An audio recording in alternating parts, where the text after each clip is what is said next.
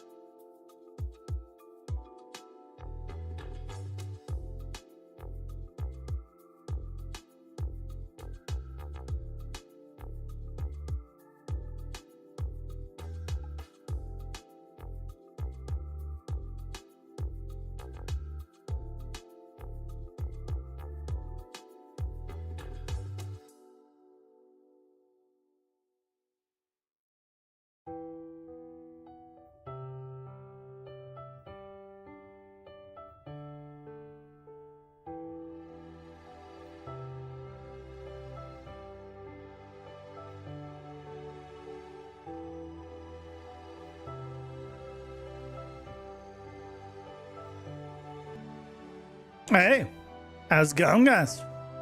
Happy Tuesday. He says as he checks at us. Yes, it's Tuesday. I forgot for a moment what day it is. It is still Tuesday. Hope you guys doing well. I forgot because I sort of having a video for Sunday already prepared, and just weird feeling compared to last week.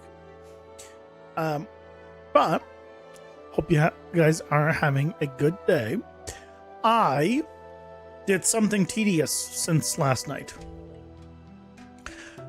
Something that probably no one would care to see, which is go through and rename and move a bunch of gameplay tags for all the abilities.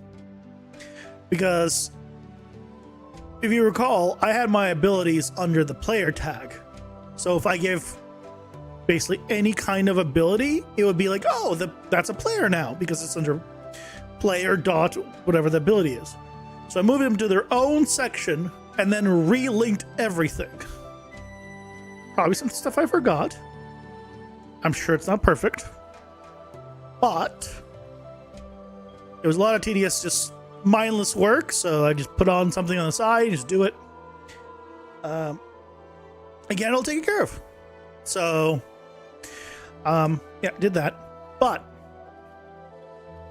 the plan for today is to continue or start or whatever you want to call it from last night, which is reworking the damage calculation system.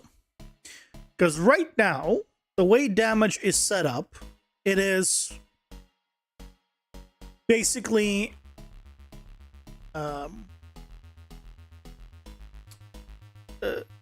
it's not like the damage isn't locked in It's all calculated with the assumption that the damage dealer is still alive. You can't have that. So we need to break it up where we have the damage being dealt calculated and the damage taken calculated as two separate things. So that way, when the damage dealer, whoever's doing the attack, their damage can be calculated and 1 point, and then I can just use that damage number and then take whoever is being dealt to will have their reductions then. So it's going to be two separate things instead of all being together. Gotta separate it out and then set it up that way. So it's no longer going to be done all together. But that's not a simple task, so that's why also last night I decided to clean up all the gameplay tags because I knew we're going to be messing with those today. So that's the plan for the stream. Yep. Yeah, with that, shall we jump in? Also, by the way, I still don't know what the hell happened yesterday on YouTube. It's been happening occasionally. I don't understand it. Yesterday, for those of you who are here, you might notice I had like 60, 70 viewers, but I didn't really have 60, 70 viewers. Which, I don't know what's good. I guess is just auto-playing being recommended to people that are just asleep, just auto-playing videos, and it just recommends me a live stream. It's our only guess. Because everything else stays the same. I don't know. It was interesting. Anyway, let's get into it.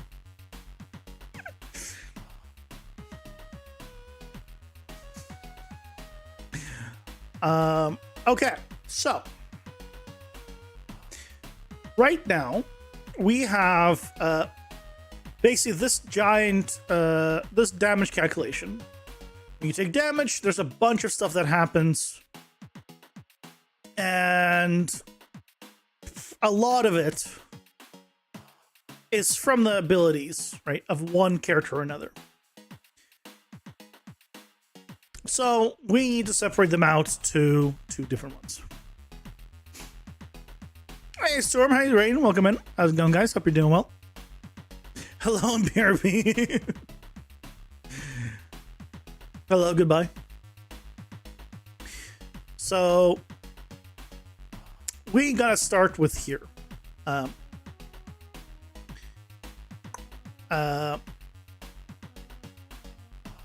So first I need to get who.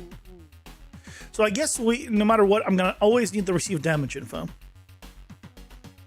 Right? That's always gonna be a thing. You can modify what goes into here, but we always need to have that. That's where we get all the information. So we get the base damage.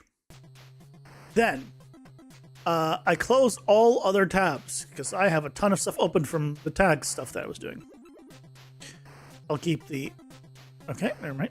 I guess it won't keep the event graph or whatever. Behind is that not open and... Okay. Then we can go in order. This is on taking damage, so we don't need to do the this. What we do need to know, though, on the received damage info, is whether or not it is an enemy or the player. And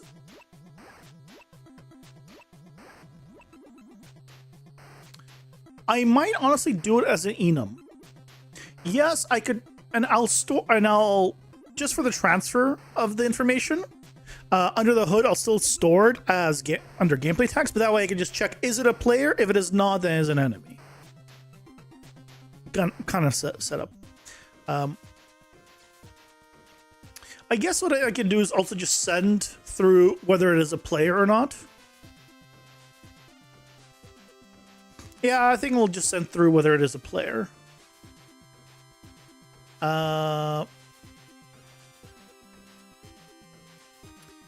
Let's go on to here.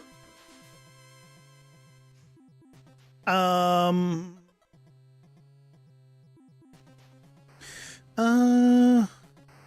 I need to get all of them. Or I guess I just give a boolean. Let's do a boolean.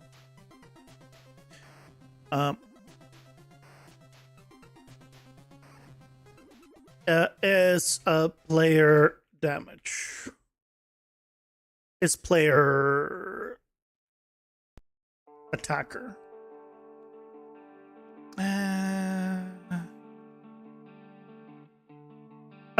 It might be better to just, you know what? It might be better to just send all the gameplay tags.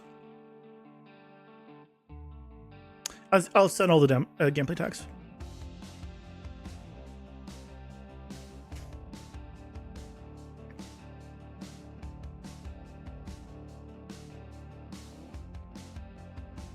Then I have everything. I have access to everything, and I can store those.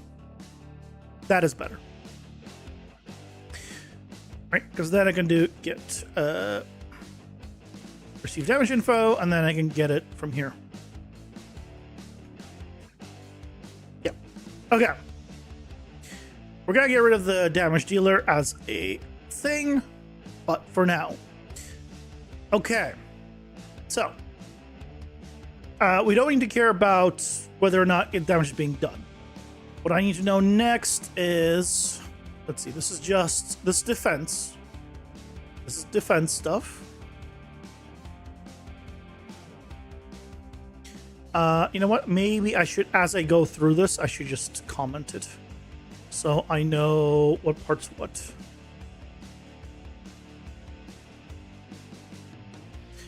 I'll do like, sure, yellow for defense. This is also add weapon fortify stack. This is on the damage dealer. So this is damage dealer.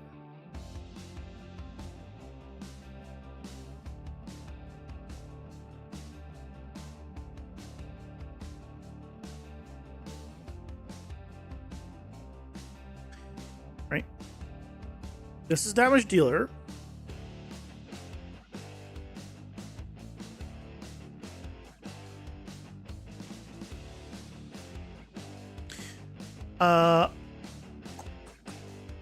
So, I am still, I guess I will still need the damage. I guess, if I'm doing it for the damage portion, like calculating the damage portion. But this is on damage already being sent. So I guess I will need to do,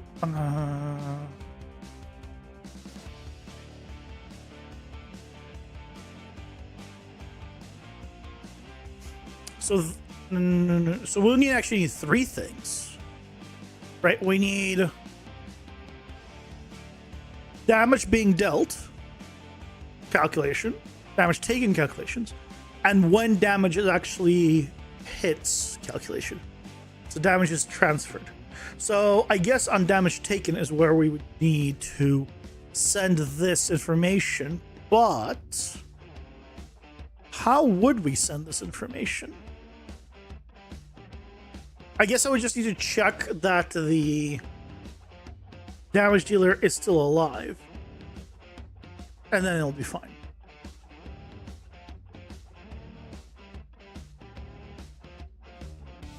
I guess that's all we do. Just check it's alive, and then we'll be fine.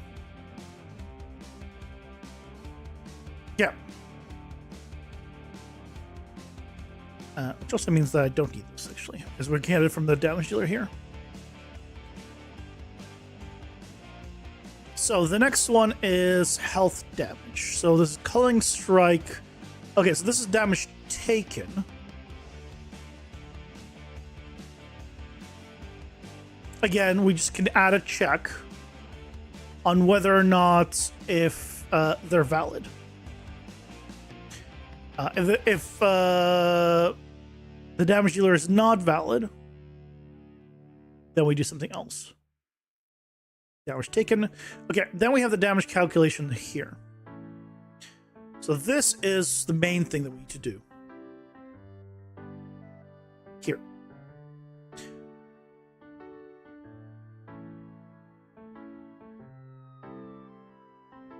So this is getting the weapon stats. Yeah, we should be able to do this. We have the damage override, so that's already got here, right? Got that here. Then this is damage reduction from the player being damage received on. So we don't want to do this there. This is the damage dealer's information. So we do want this.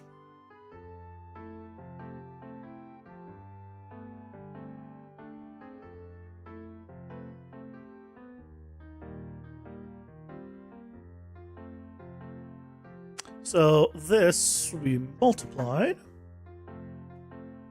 by these two, I believe.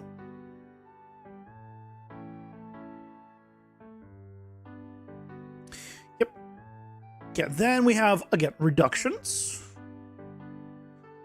And then we have the get combined damage. Okay, so this get combined damage is actually needs to be two different ones. So we need to do get combined attack damage. You know what? Let's duplicate this.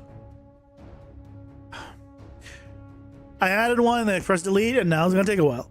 I'm gonna do get combined attack damage, and then get combined damage reduction, I guess.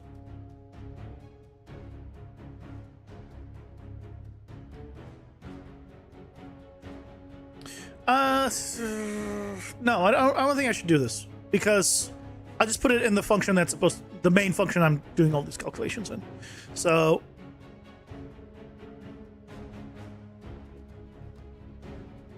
hold on, let's copy all this.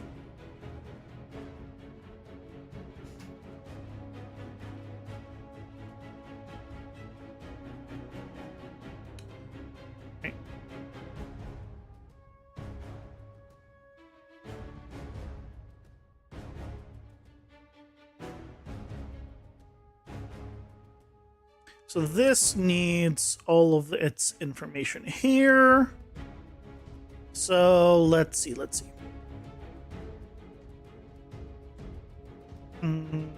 Original damage is not original damage here.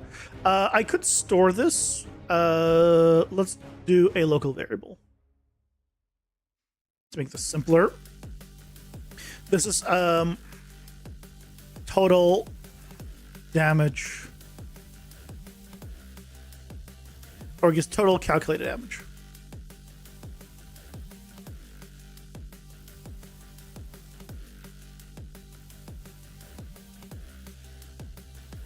Hey Kane, welcome in. How's it going? Hope you're doing well. Your discipline is remarkable. Some days you just can't work in your game after the day job. You always try to do something, but in your free days, the process is just way bigger. Is streamer helping with that? Yeah, that's why I started streaming. I knew immediately that if I streamed, that is my motivation. Just straight up. That's why I started doing content creation and streaming. Yeah. Because I know that, hey, like, I'm going live. What's the next thing I gotta work on? Just simple, right? Simple as that. Like, hey, I don't have a plan. Well, tough shit. You know, I'm going live. What am I working on? Right. And that's basically, yeah, that's basically how it happened. Great motivation for me. It doesn't work for everyone, right? Because keep in mind that I'm not as focused on the development of the game as someone that is just focused on the development of the game. Because obviously I'm chatting with you guys, I'm talking, I'm also doing a bunch of things, so I'm multitasking. It's also late in the day, and all of this compounds to me not being as productive as I could be if I just focused. But that's fine with me. I think me being like motivated to just do it is, you know, far better or far more important for me. Also, I just really enjoy what I do. So this to me is not like tedious at all. I'm like, yeah, like sometimes I'm just being I'm just stupid and I'm too tired, and so like math and calculation just aren't working and my brain just can't process it all. But even then, like, I don't feel like, oh no, why am I doing this? So I enjoy it, and that's the main thing.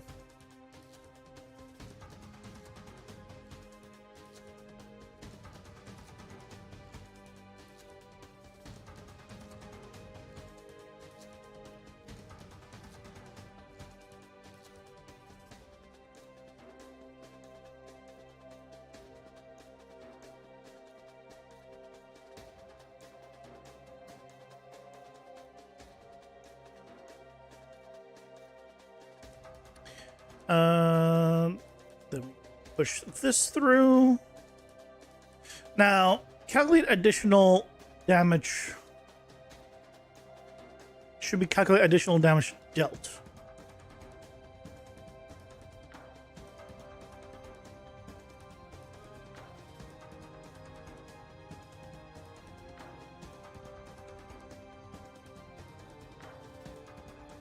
We can move it here. All these should be additional stuff. And they are from the damage dealer. Yep.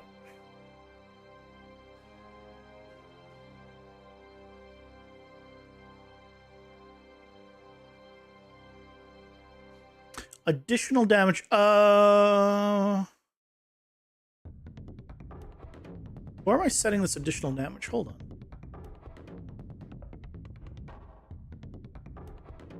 Where is this being set? Am I setting this anywhere? Here. Oh, because it's doing surround check. Let's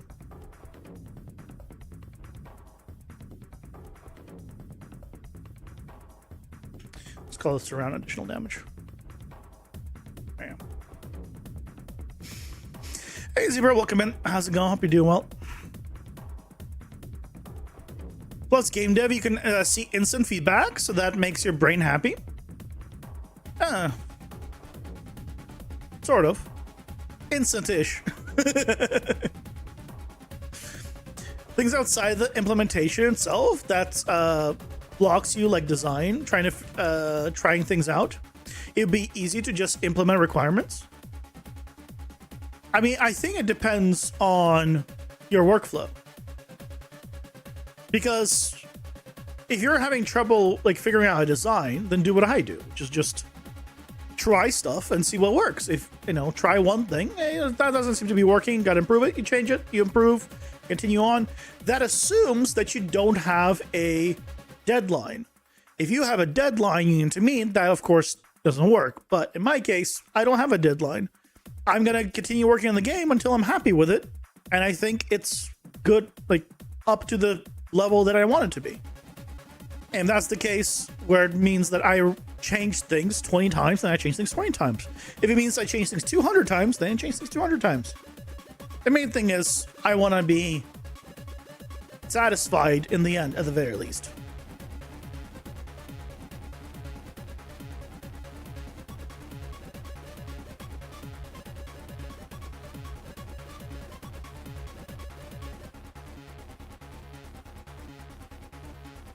All of this is damage being dealt. More damage is not necessarily damage being dealt.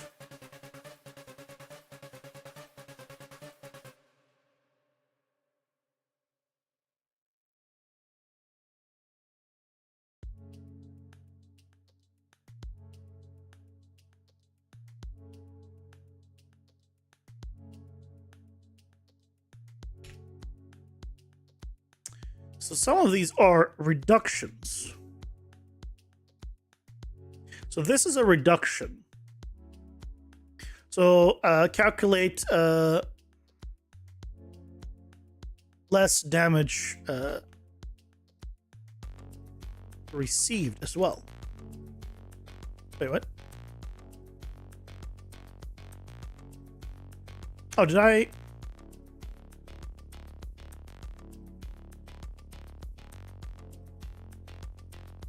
Oh, that's not the one I want to modify. I want to modify this. Calculate more damage. Where is it? Oh, that's the one.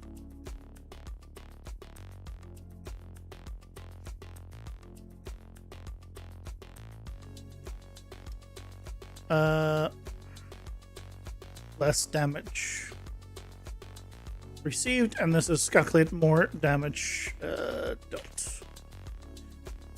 Okay, so on the damage dealt front, we don't need this.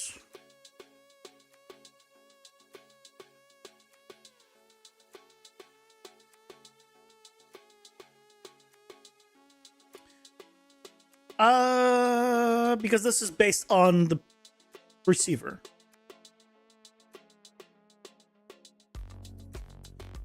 I love when it refuses to do anything. Oh, there it goes.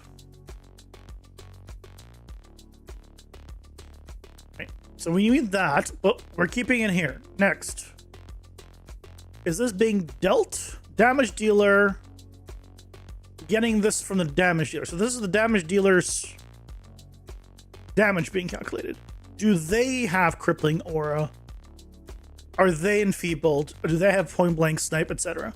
So this is the damage dealer stuff. So yes, we're keeping all of this, which means on the received front, we're not doing any of this stuff.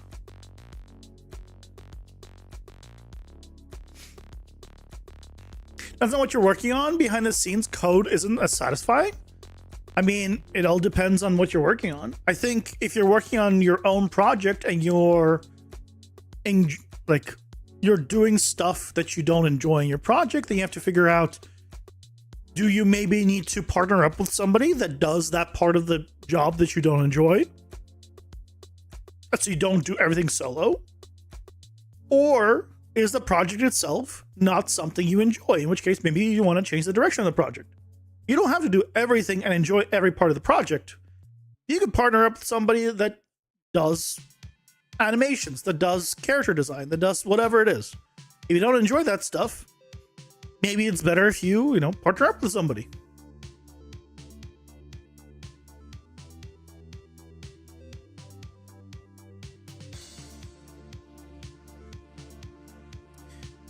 Okay, this is the received damage info. This is the damage dealer. Still. So we don't need this as well.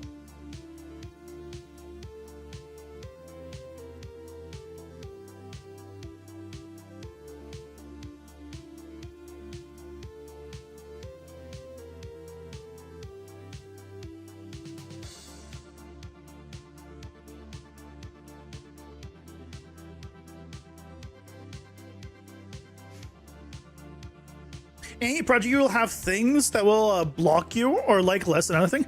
Yeah, of course. Like, but if overall, right, you're just not happy with something and it's a wall, like you just really don't want to do X thing. If the alternative is you stopping the project, then it's better to find someone else potentially to do the stuff that you don't enjoy.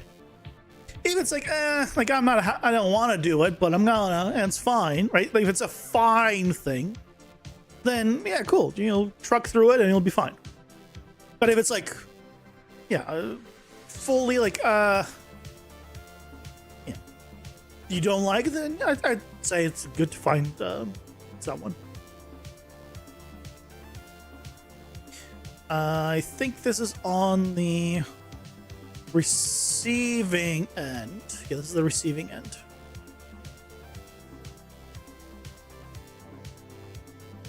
I'm sorry, 8 hours dev job. 8 hours day job. You don't want to change the system the third time. I've never had that. I'll be honest. I've changed my systems a lot, and I always work on the project after work. On this game after work. I've personally never had that. I think the main reason I've never had that is I just enjoy the entire process. I enjoy learning and improving. So to me, Reworking it a third time, a fifth time, an eighth time, 100th time means, hey, I've improved. I know how I can do this better. That gives me more control, and it's going to be better even long term. And I just continue making incremental upgrades. I'm very happy making like, hey, reworking this entire system however many times, if it means every time it gets better and better and better. I just never expect it to be perfect whenever I finish it. I know it's not perfect. I know it'll need improvements, and I'm okay with this.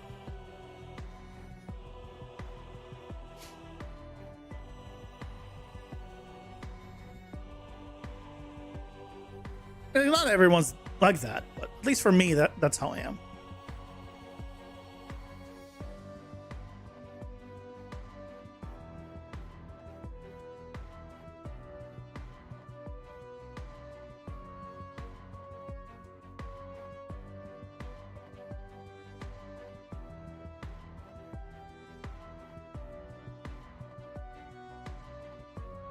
Okay. You know, just do these.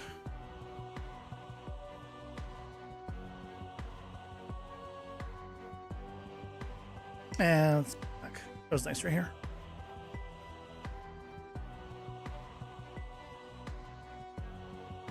So this is the damage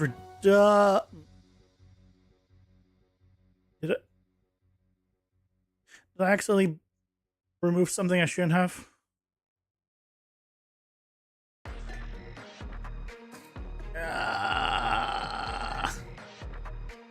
What did I remove?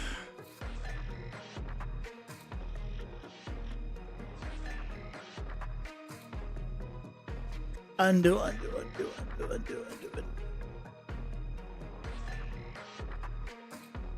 It's undoing nudging. I hate that nudge.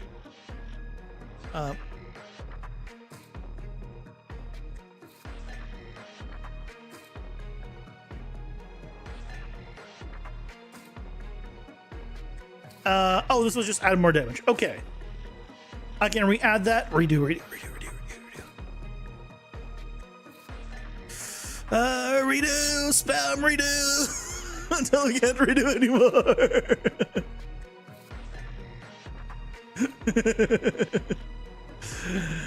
Right.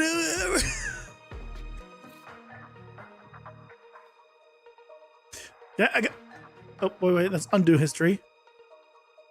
Redo, nothing to redo. Okay, good.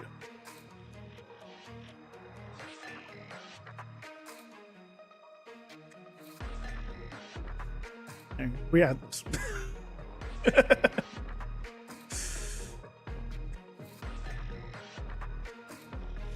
Okay.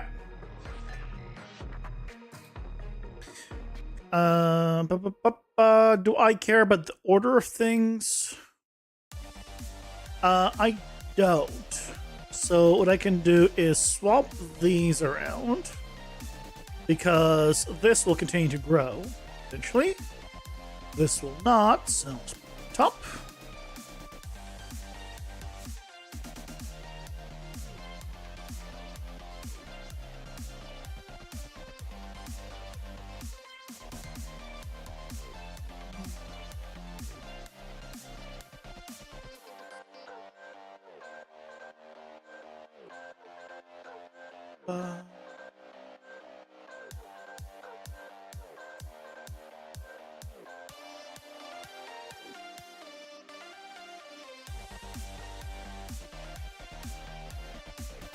Okay.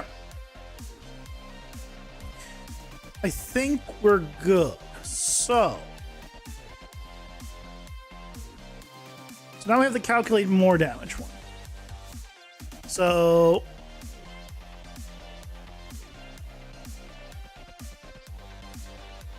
now additional damage dealt and calculate more damage dealt.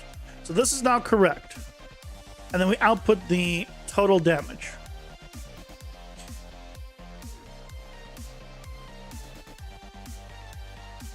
That is all fine.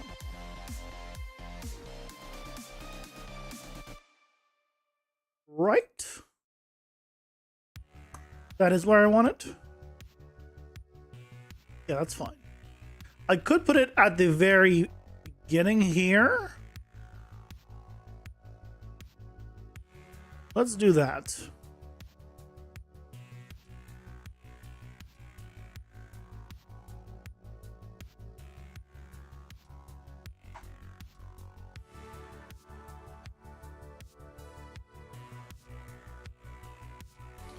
Just so I don't, have to deal with it anywhere else. Here.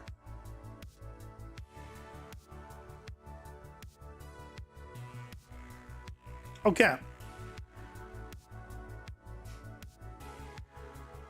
So theoretically now, we now have the total calculated damage we can grab on any damage that we do. Let's find out if that's true. So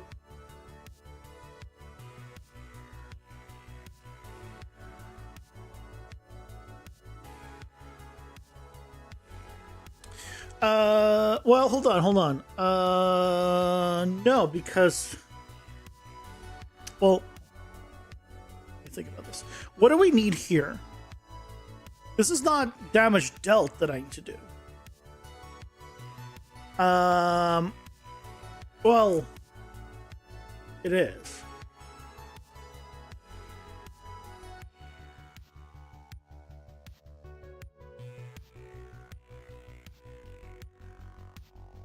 That is right? I think that's not everything. Because we also have all of this, which is the calculations for the crit and all that.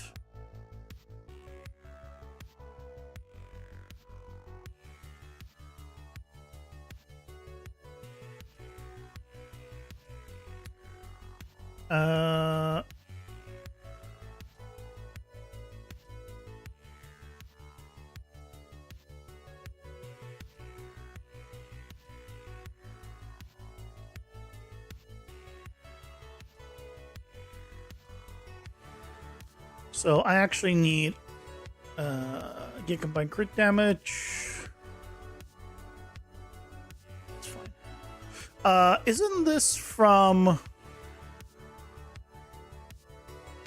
Oh, why is this on the character base? Yeah, this is from AC here.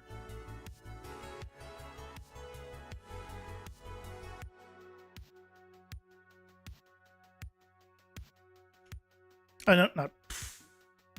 Yeah, combine crit damage.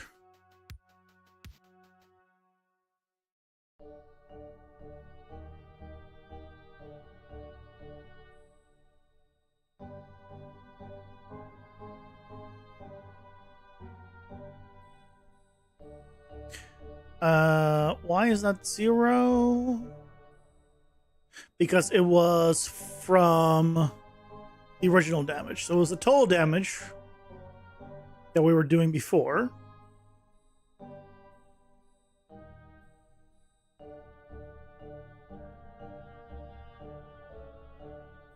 Right, multiplies here. Then we check if it was a successful crit.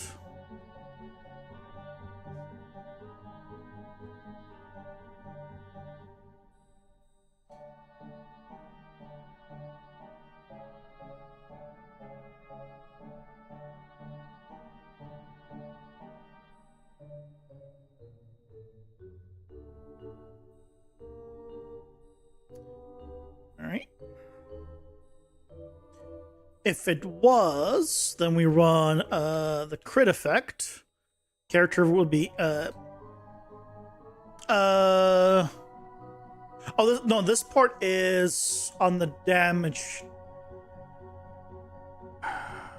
This would be on the receiver.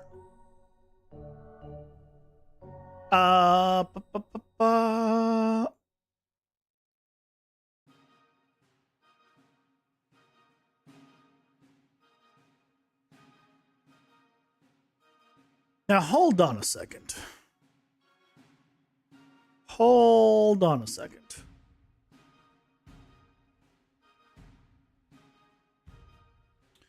I don't think I'm supposed to be setting receive damage info here. I think I'm supposed to be setting the attack info. and working off of that. Can I just, for testing? I can just look at it.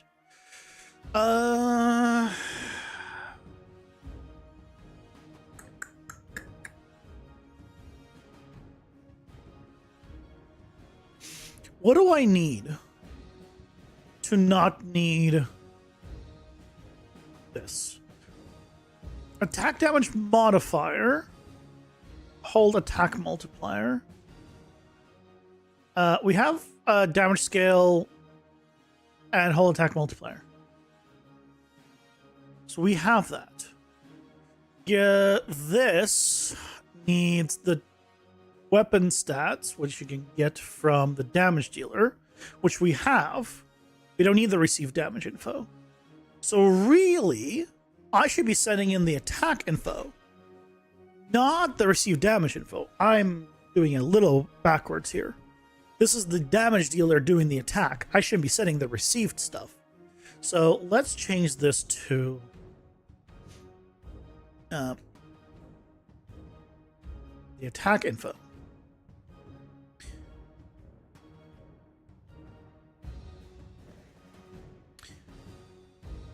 Oh, it actually updated the name. They finally fixed this. Okay.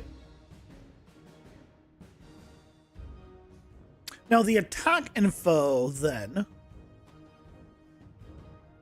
needs to know who's doing the damage. So here we can put in the actor,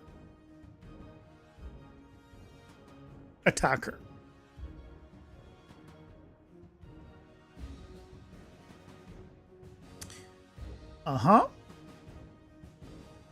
And because I know I'll forget, I need to go to notify states, attack.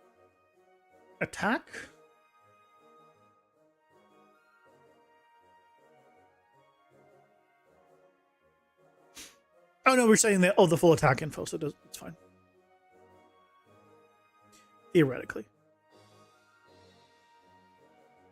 yeah, we're gonna need to change some stuff, but it's fine. So here, this is going to take attack info. We're going to find where it's complaining about the other stuff.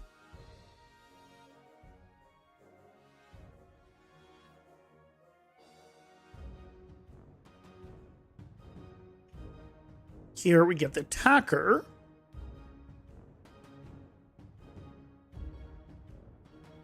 Okay. Then we can do all the normal calculations, and that's all fine. Then here we do a break. So this is the attack damage modifier. Wait, is this still? Oh, this is attack info.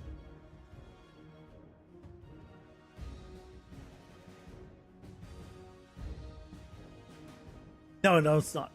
Damage scale.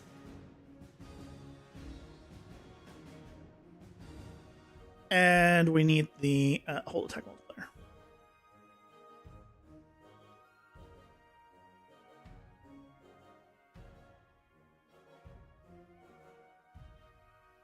Okay. So this is a fake. It still works. I love it. Because if I do a break here, this is not the right break. Yeah.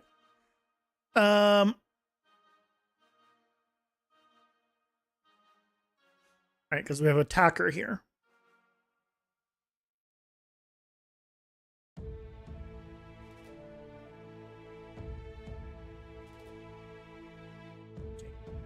It doesn't work. Copy paste.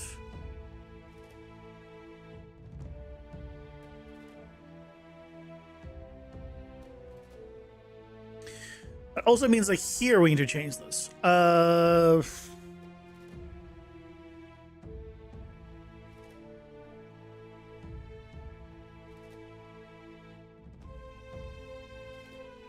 Damage dealt needs attack info.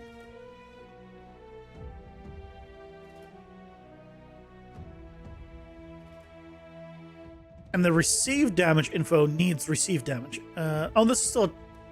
Yeah, this is more, so this is also attack info.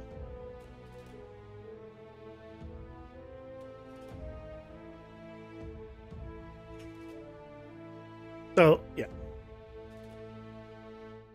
Which will break things in those, which you have to fix. It's fine, it's fine.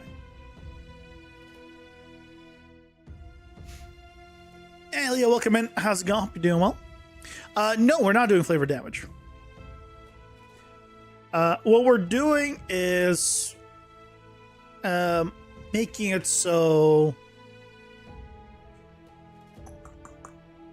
I can have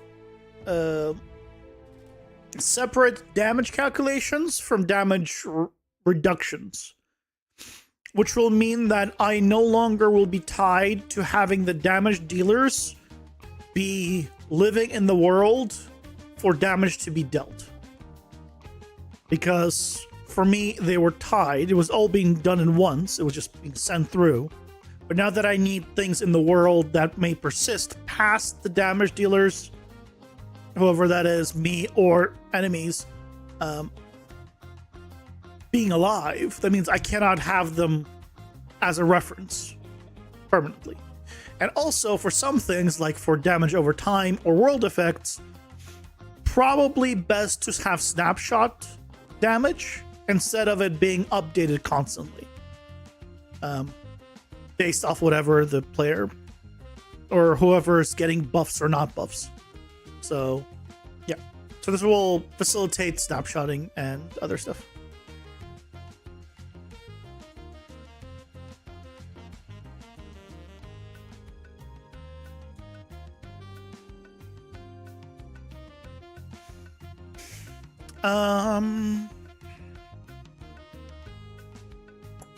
Yeah, so this is gonna be a wrong. Let's detach this for now.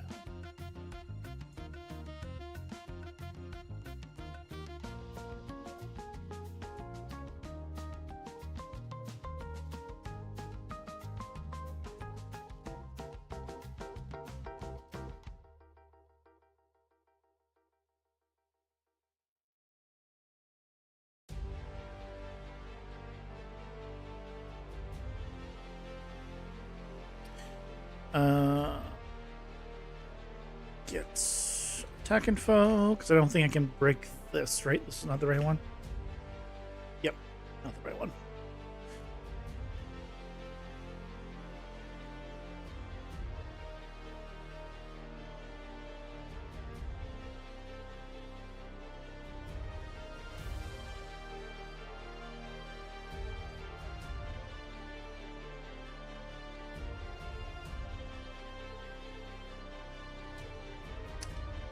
Oh, here as well. So this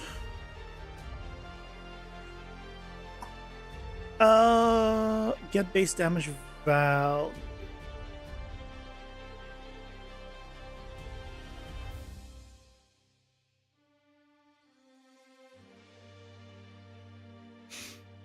I don't have an override here. So actually I don't need this.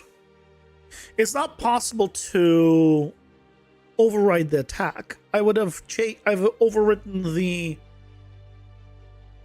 attack in the here. So really I need the attack override here. But at that point I don't think I need it.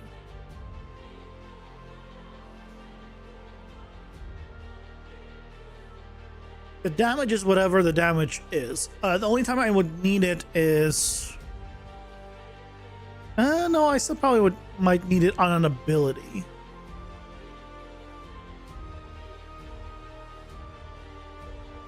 So... welcome back, Stormrun. You're going to implement it, or at least try to implement look at function within state trees.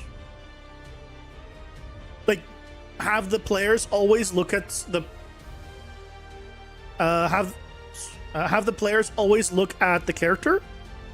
You don't need to implement that. That's built in. Yeah, that's built in. You know, I didn't need to do anything for that to just work. I'll show you how to do that with just built-in stuff. Nothing needed. Yep, AI focus. Yep. You just enable AI focus, they'll always look at you. Disable AI focus, they won't look at you. Done. Works great. Nothing else needed. Yeah, you already know.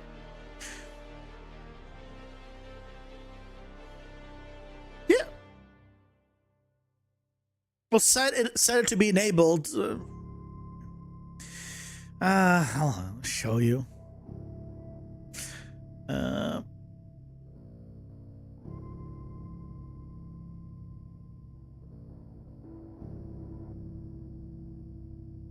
Yeah, just this. Yeah, just do get AI controller and do set focus. Yeah. I say enable it because I'm clearing it, basically disables it. So in my head, I just call it enable and disable. But that's it. It's built in. It's just default. The way you say it, I meant there was a switch. I mean, this is effectively a switch, right? If you clear it, you've disabled it. If you set it, then it's enabled. In a sense, that's how my brain works. If there's nothing set, then it's off. Doesn't do anything. Hey, Jacob, welcome in. How's it going? Hope you're doing well. But yeah, you just do that and you're good. You don't need any kind of codes or anything. I do probably need to add a damage override back here.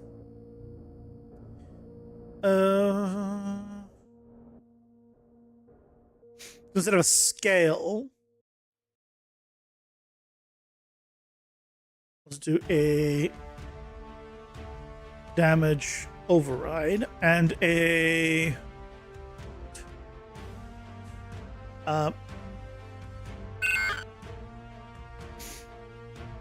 thanks for the PTSD and the force damage override.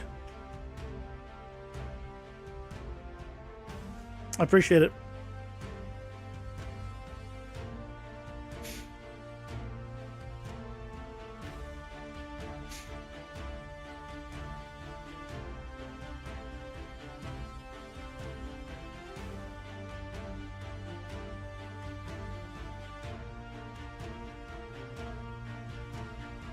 Do these.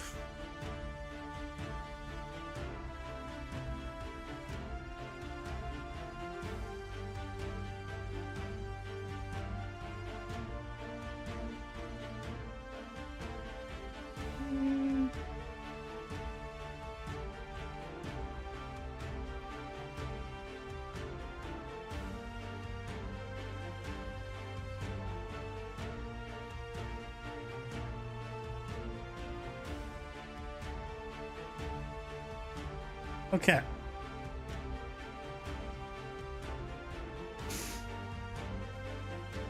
Hey guys, how's it going? Hope you're doing well.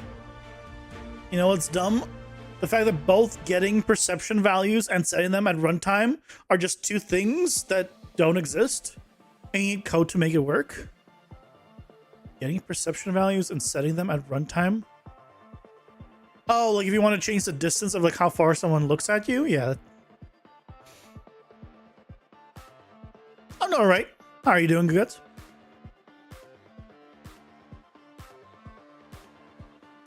I mean, you can do it on like as like calculations. Just use your furthest distances and then just add in a filter that just says, "Hey, okay, what is the distance actually between these two things?"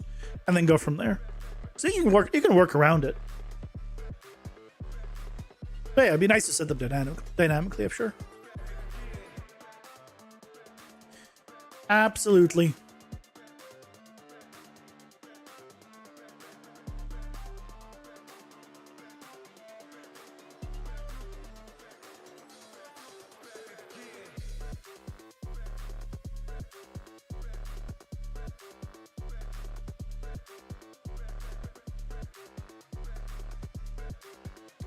So this is the crit stuff.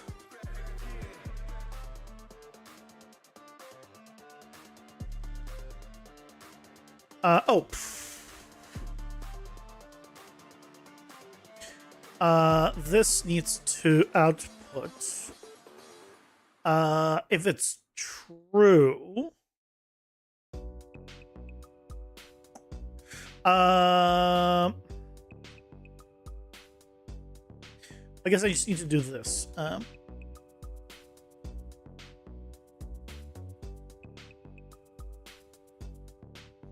Do a select. Whether or not it's true. If it is true, then it is doing this.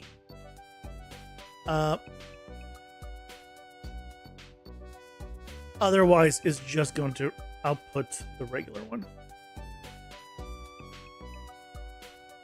which was already set before this. So it will just ignore all of this.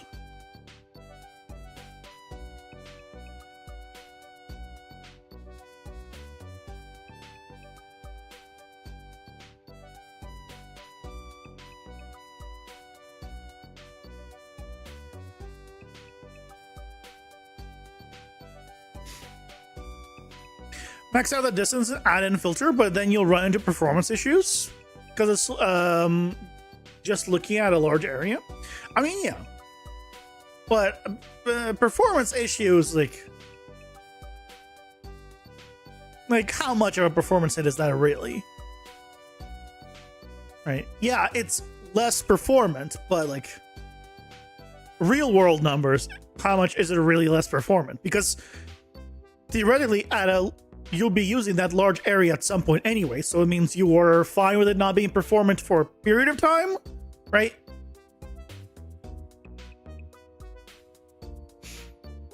And remember, that's just one area, but you can have like 30-50 on screen. Yeah, you can always also swap out the state trees. Don't forget that. Nothing's stopping you from swapping state trees. You can do a set state tree. So you just swap it to another state tree that has a different AI controller.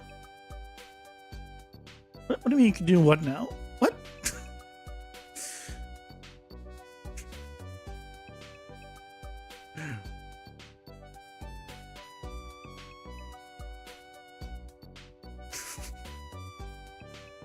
Wouldn't that interrupt the logic? Well, yeah, but don't do it like you do it at specific times. When you're like, okay, it's ready to swap to something else, so it'll do the swap and then restart the logic, and you restart the logic. Why would that?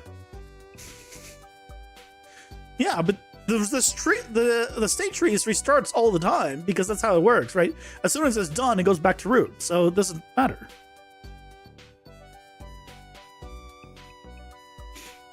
And when they get closer, you kill the tree, you start a new one, restart it, and it immediately it goes into whatever it is by that new yeah.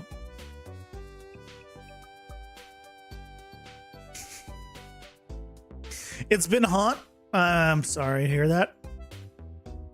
Hot temperature sucks.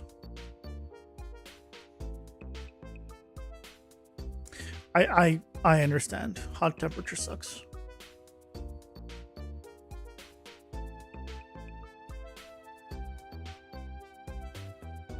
Instead of combined damage, this is going to be total damage.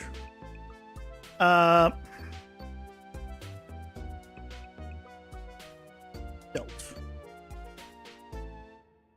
It's probably make your low level A just do patrol and damage reaction, and when they're close, you can do hearing, maybe, and touch sense. Yeah. Yep.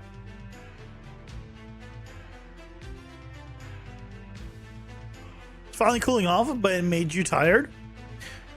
I mean, it's freaking March. Why is it hot where you are? Can I just ask that? Why is it hot in March for you? It's not even like end of March. It's still the beginning of March. Like, it shouldn't be hot already. What the hell's the temperature here? 50, high 40s. It's basically high 40s here. Also, I just point out.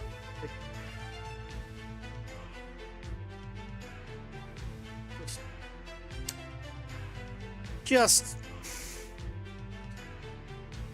welcome to rain.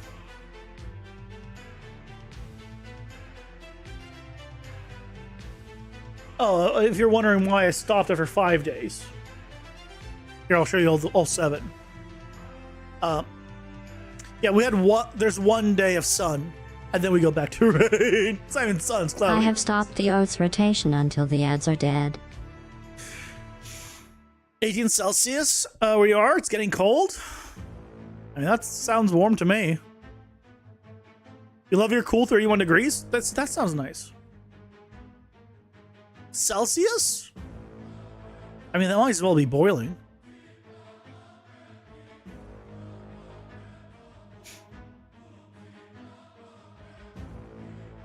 You only know a little bit because of your cat? Wait, why do you know Celsius because of your cat? Or of any amount. 24 is still too hot. All I remember from about Celsius is under 20 is where it starts being decent, and 10 is, I think, around where I like it. So I want...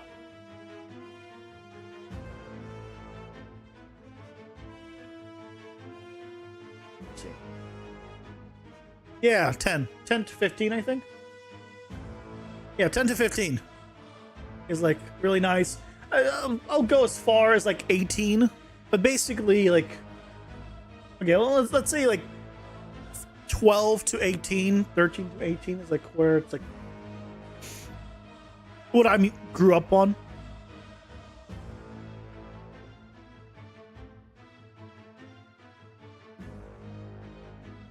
They step on the AC and change the setting from Fahrenheit to Celsius somehow, and you can't change it back, so now 30 is hot and 19 is good. Yep.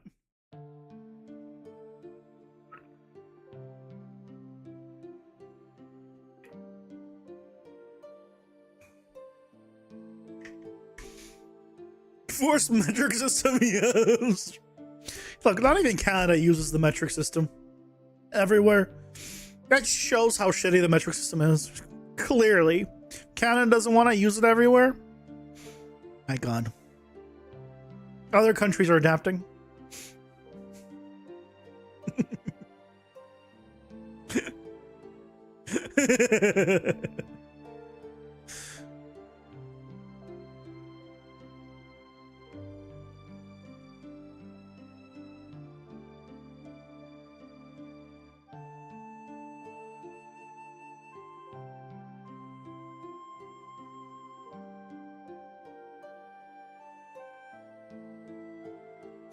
This melody reminds me of the old school Final Fantasy VII background music.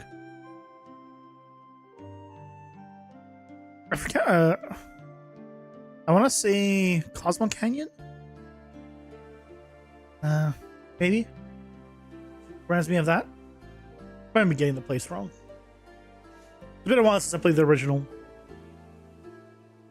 I have to specify now because the new ones. If you play the original, it once bad.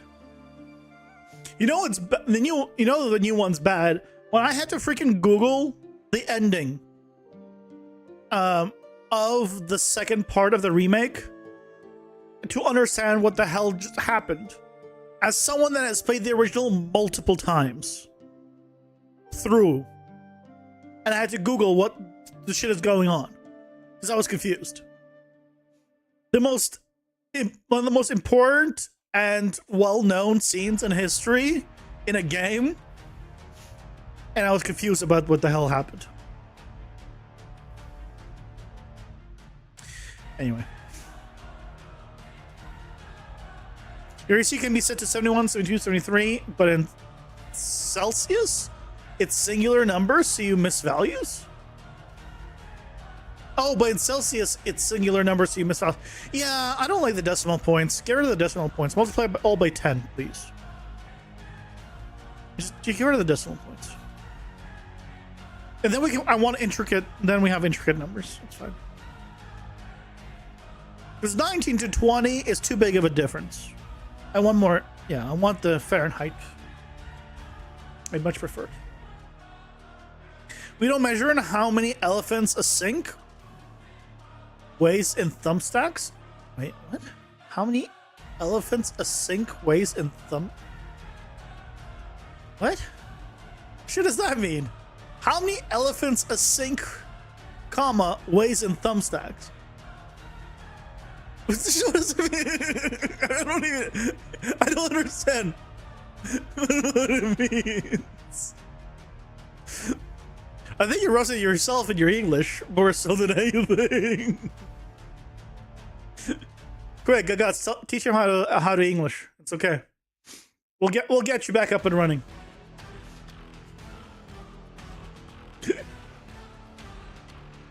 Okay.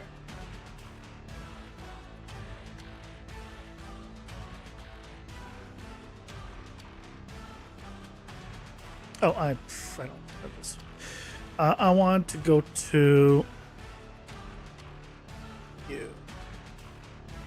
So this runs trigger attack trace.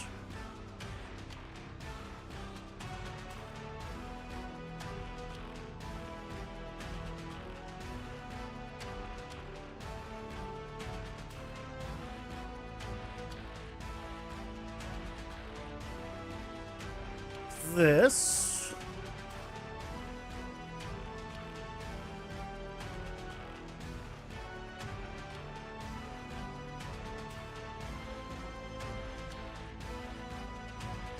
right, then from here we can do all the reductions here.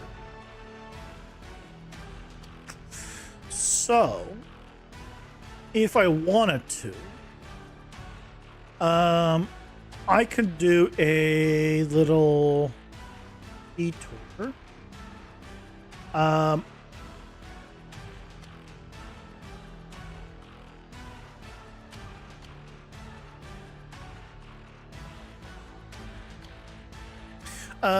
Gets component by class. And then I'm going to do calculate damage dealt.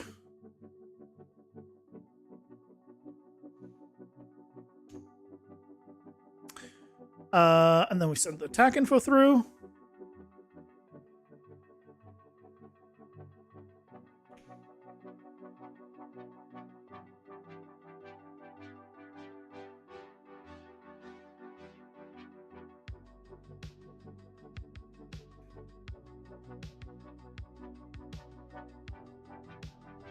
And I need someone else for testing.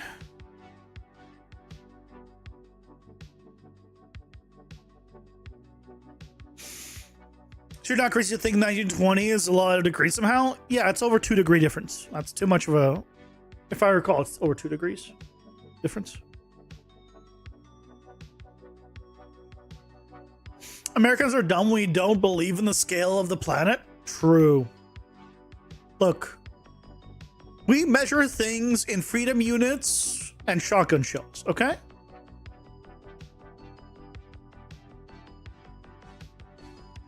What's the Lego guy on your screen?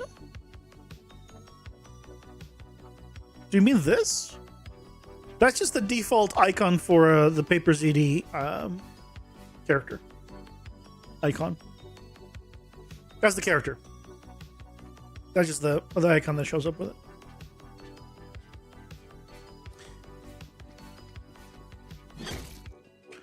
Uh, 2,997. That is so wrong.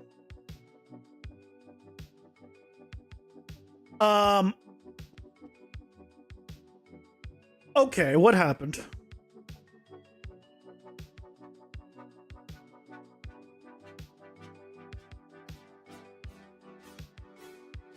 Oh.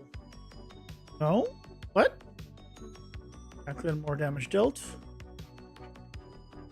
What?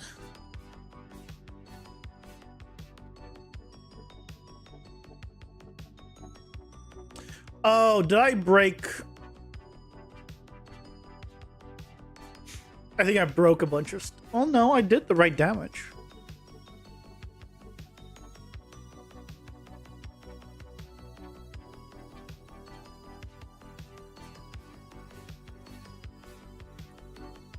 Why is this so high?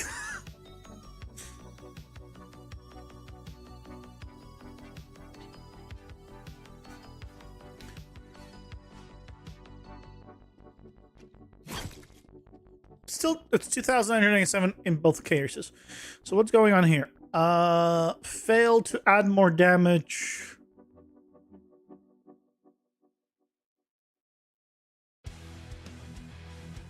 On just these two notes. Why? You're fine here.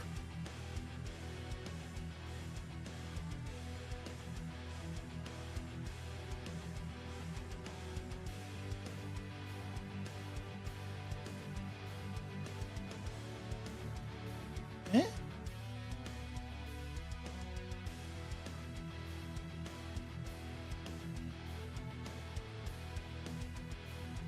What?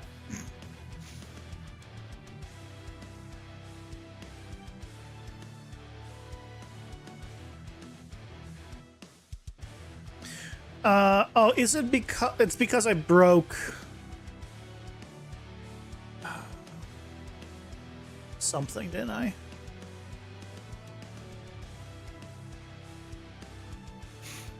It's because I broke stuff.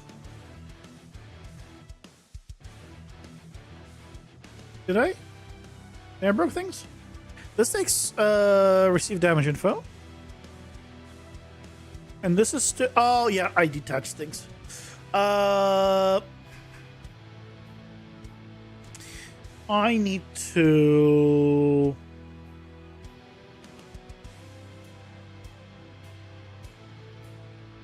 Hold.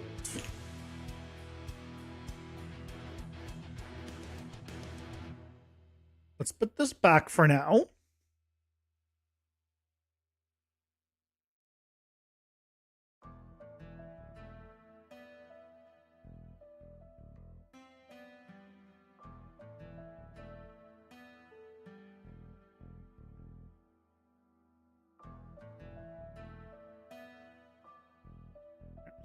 Here and then calculate you old.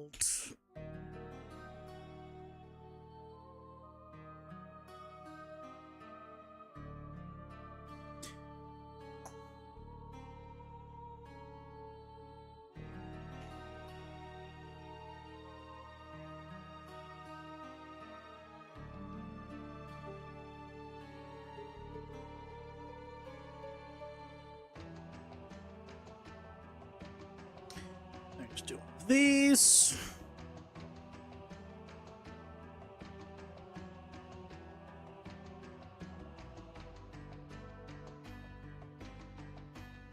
These.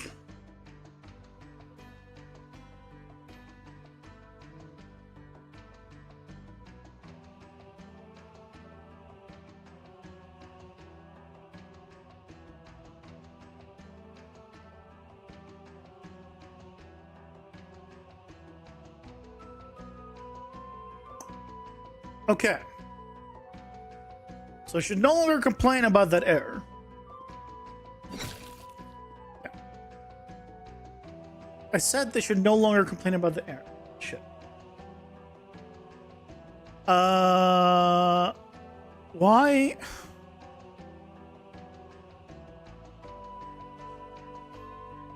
Where's this still being used?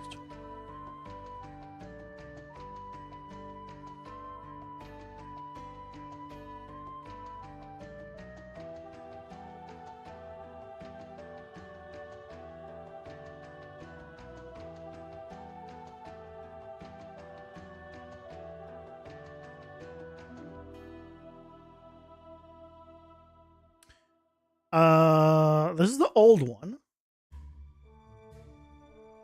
This is the one that's fine.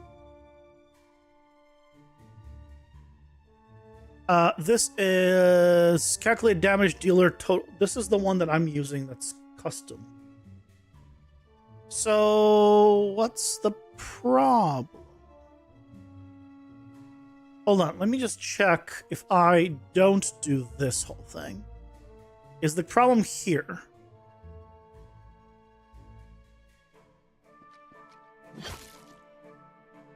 Yes. Okay, that's actually good. That's good.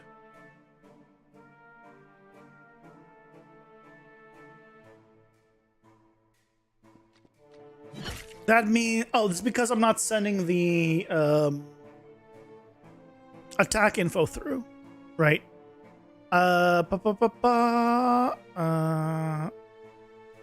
Because we added that, but we're not sending it through.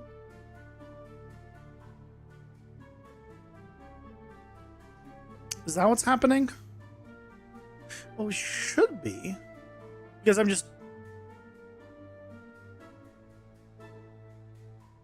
not sending the entire thing through. Oh. I understand why. It's because here, before we set this through,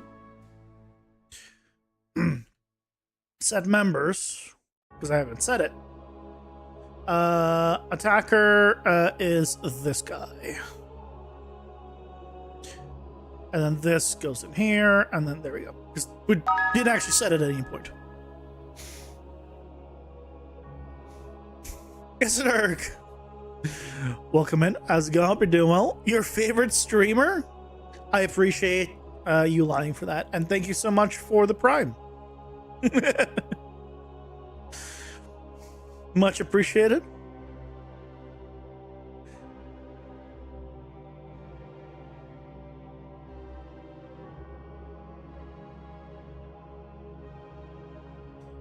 Probably don't need this character reference, because we now have it inside the attack info.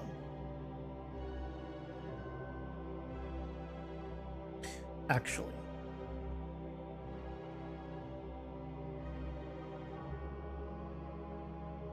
We can probably kill this character reference.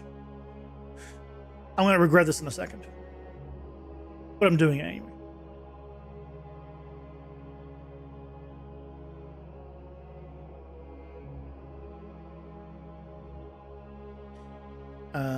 Character base. This no longer exists, which means here this no longer exists. Which means here this character reference is not needed. And then wherever we have it using get character reference, it needs to instead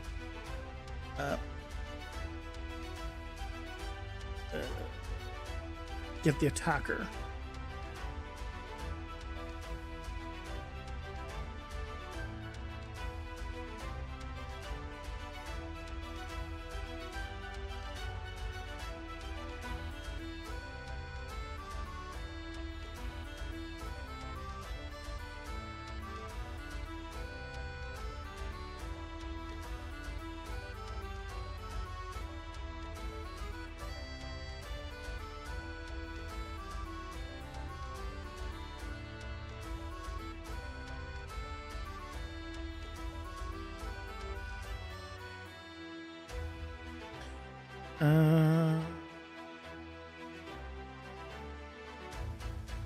We're going to adjust a bunch of this stuff later, but for now,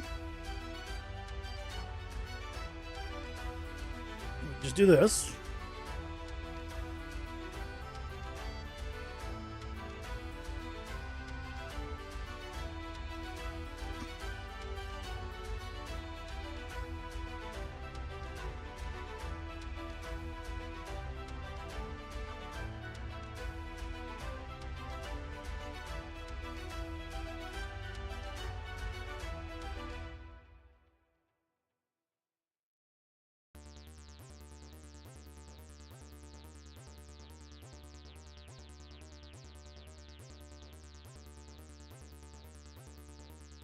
Why is this everywhere?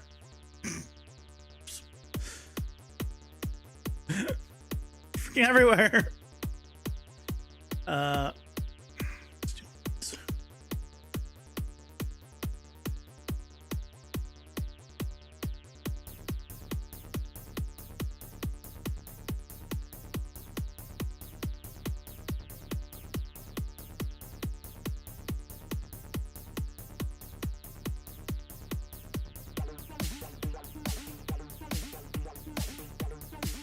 Don't need you. Well, is valid. I'll still do a check for it's valid. That's still a good check to do. And if it's valid, then do it. The music that's playing right now reminds me of the kind of music I was listening to in college, which was a lot of house. A lot of house and electronica. I think the person I was listening to, or like one of my favorite ones was, musical artist was David Guetta, which apparently who apparently blew up at some point after, or during, I don't remember. The guy just randomly found him, and then later on, I'm like, oh, this guy's like a big deal in some circles.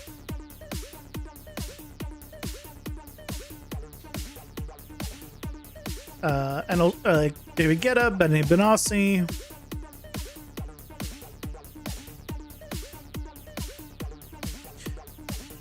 Those were my go-tos.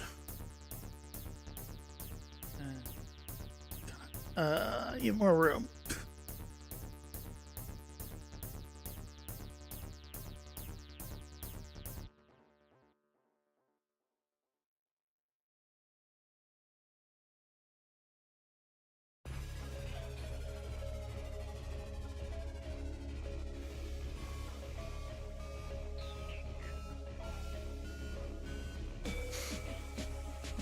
Can you make a short overview of what you are actually doing so it's easier for your brain to follow?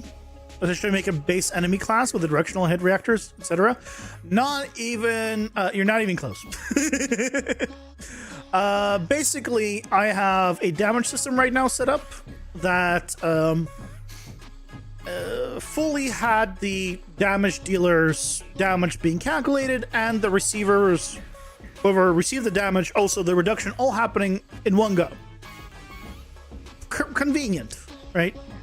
All the calculations happen in once on hit. Haven't had any issues.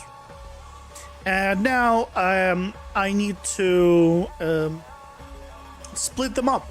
I need to split up the damage dealt part for the damage dealer damage calculations and the receiver's damage reductions.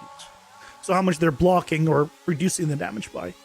Because I realized that I need to make it so I no longer need a reference to whoever the attacker is to calculate the damage being dealt, or received rather.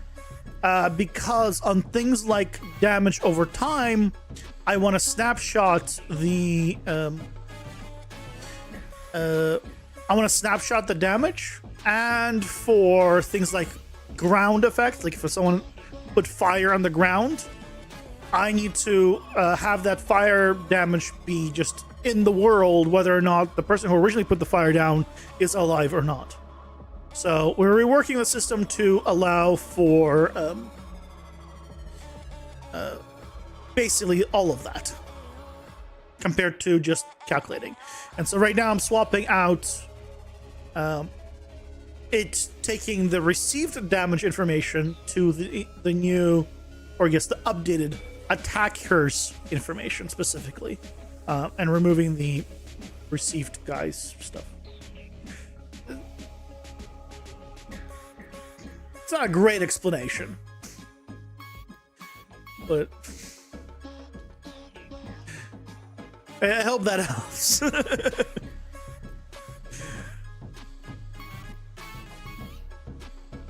And this is the actor that's doing like the attacking, so I'm swapping it out for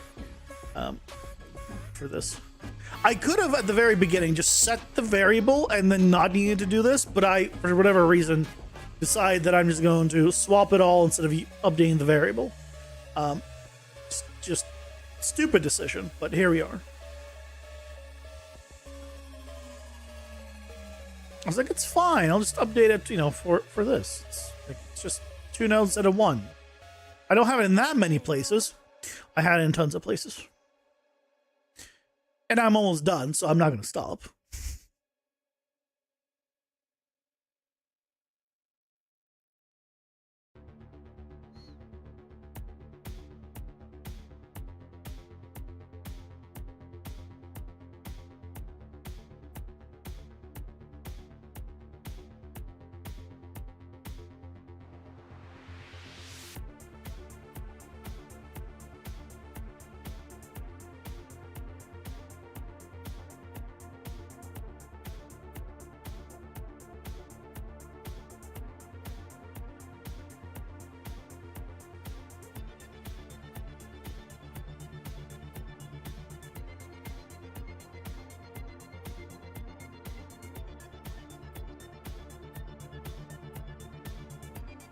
The goal is basically on the received damage front for me to send in just the damage that's being received. The number, basically. It doesn't matter who dealt it. And just to check whether or not it was also being dealt by self / a party member versus someone they should be taking damage from.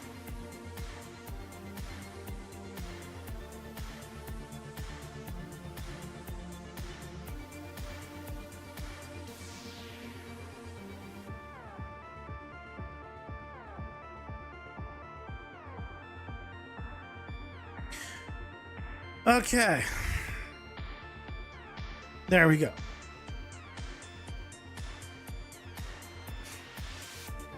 When our state trees are multi-threaded, couldn't tell you.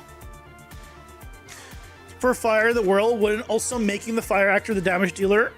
So fire actor the damage dealer. So the damage still can keep reference to it, as the fire actor will keep existing during the damage to also work. So imagine a scenario where you have two enemies, okay, and two enemies that are different power levels. You have Bob here, who uses a lighter to light the ground on fire, a little patch on the ground on fire, okay? And then you have the god of fire and volcanoes himself also setting fire to the ground. Okay? Now the god of fire is very hard to kill. But you kill the little guy. Now you walk over the fire that the little guy, good old Bob here, or may he rest in peace. He put the fire on the ground and you step on the fire. So the fire originally needed to have Bob here alive to do the damage, because it needed to know, hey, what is Bob's damage number? What is his buffs? What are his everything? So if Bob, for example, got a buff, that damage would increase. It's not a snapshot. It's just, we're just getting it every single time. So instead, I'm making it so Bob here can just say, hey, my fire does this damage. And so then when you walk in that fire, right, it does this damage. I also want to have it all separated out where I don't need Bob. So that way I can have it so I just say, hey, fire on ground, no matter who puts it down, whether Bob or the Lord of Fire, is still doing the same amount of damage. Because as a player, I can't see the visual difference. And if I can't see the visual difference, then I want to have the fire do the same amount of damage. Which is also where now I need to support not needing a damage dealer and just having, like, hey, here's the value. It's just what it is. So we'll be able to override that as well.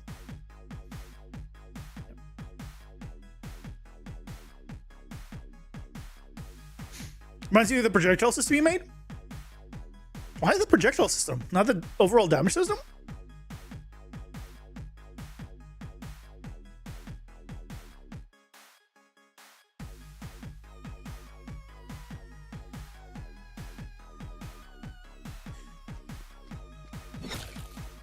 Okay, so now it's 0. Okay, what's going on now? Access non-generic to read, property, calculate damage dealer total dealt. Oh, it got detached. It got detached because, right, I killed that, so attacker, there we go.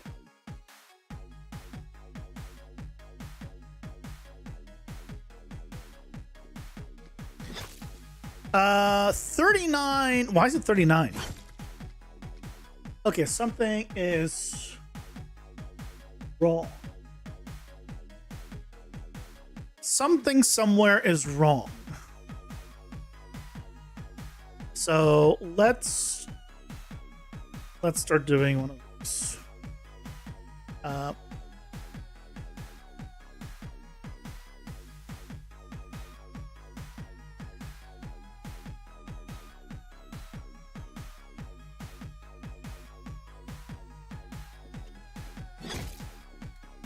Why am I sending through 39? What?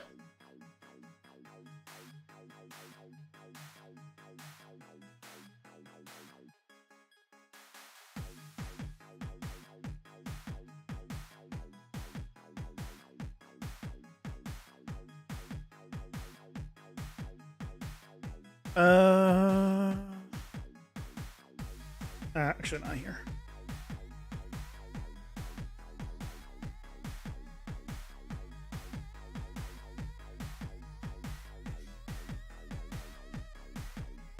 What's the value here? It doesn't even deal damage. It basically acts like a glorified overlap collision system for detecting and hitting actors and ignoring specified actors. And all it does is send the hit actors so you can do whatever you want to them after, whether it's damage, healing, shielding, buffs, etc. How does it know what damage is being, like, I assume you've stored the information of the damage on the projectile, right? So that's something that I basically didn't have in a sense. Because the projectile base, in my case, just like every other damage, still just had the reference to who the damage dealer is, whoever shot the projectile, and then when it hit something, then it still needed that reference to that damage dealer. Which, in hindsight, yeah, has issues. Okay, so it's 13 here. Why is the damage override on and it's 39? What? No, that's also 13. What? Wait. Hold on. I looked at the wrong number, I think. 0. So that's also correct. This is 0. This is correct.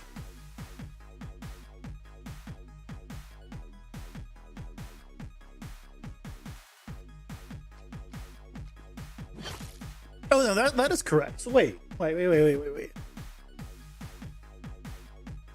So that's all correct.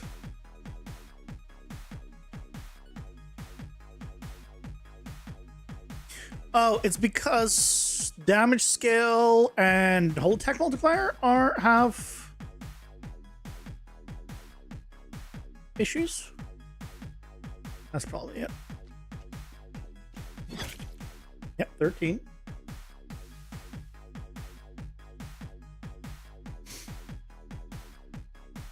Damage scale 1.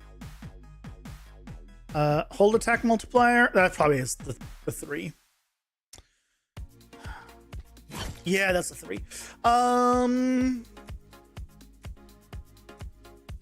That should not be 3 by default. Are you storing only calculated damage value, or the buff, etc., also stored in the damage struct? Right now, well, before I wasn't storing anything. It was basically just a bunch of gameplay tags, and then based off whether or not they had gameplay tags, I was then just doing all the math without storing it anywhere first. It was just being calculated. Hence the problem that I ran into. Or I need to now store it as the damage dealer separately, or do all the calculation of the damage being dealt separate to the receiver, right, being damaged. So I need to separate those two.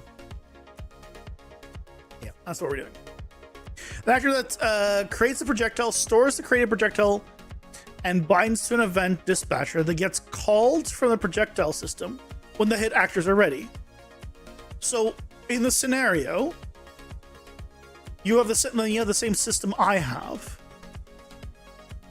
and we'll run into the same problem that I have, which is if the projectile is shot and the actor that creates the projectile disappears or dies or whatever, then you'll have issues with the projectile. In my case, I actually destroy the actor. If you don't destroy the actor, like you leave the corpses on the ground as actors, you won't have this problem. I get rid of the actual character actors, so I have this problem because I swapped them out for a simplified non-character blueprint that just has the sprite animation and then fade to gray, and that's it. In theory, when the aggregate gets destroyed, the projectile gets destroyed. Yeah, so as long as you're doing that, then you're fine. In my case, I'm not destroying the projectiles. And also, I have unloading. So it's possible that I go too far away from the actor and he gets unloaded. So he's not dead, he's just unloaded. Because he's unloaded, the projectile doesn't get unloaded. And so then it causes issues, right? You see where it's going. You see how it's all happening. The hold attack multiplier should only be happened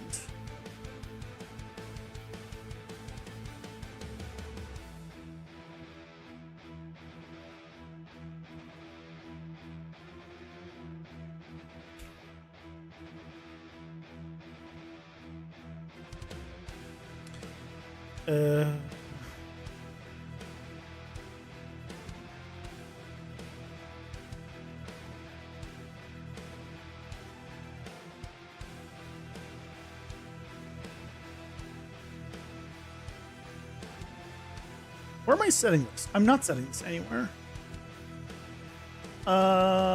Wait. What about... It should be on the player where I'm using this.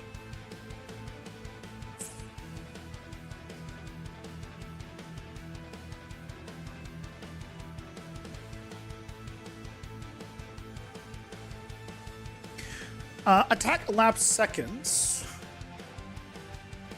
Where am I using this?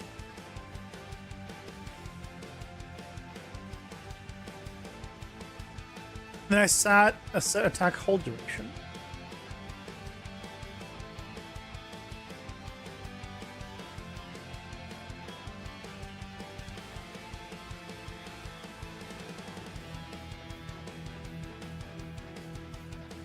This needs to be here. Isn't it here?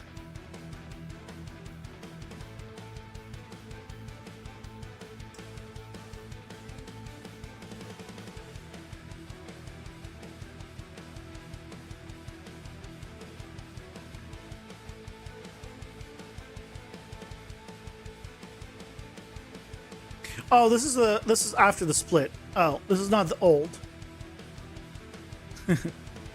I don't have the old anymore. It says old, but it's not actually old. Yeah, I think suspicion the new system would be better for replication. I wouldn't know. This is not multiplayer.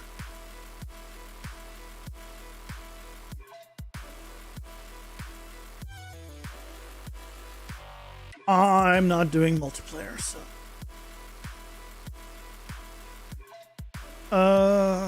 I think what's happening is I need to know if I'm doing the hold attack and then multiply it.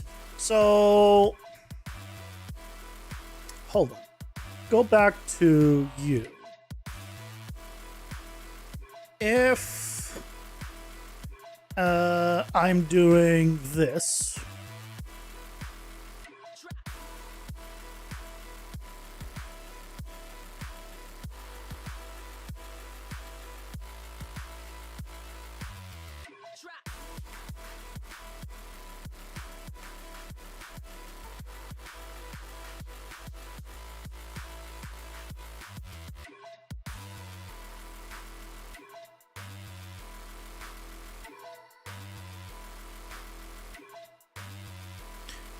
Attack.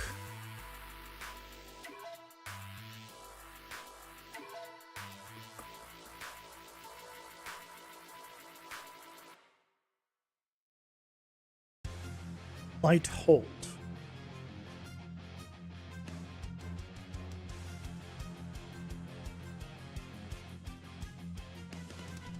Then I send the combo attack. Yeah, then I said the light holds combo attack, which will play it. Which will do the damage. But hold on a second. Where's the damage?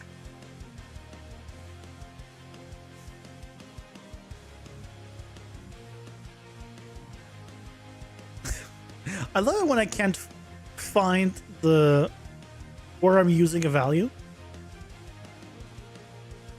That's always the best, isn't it? Kind of love that.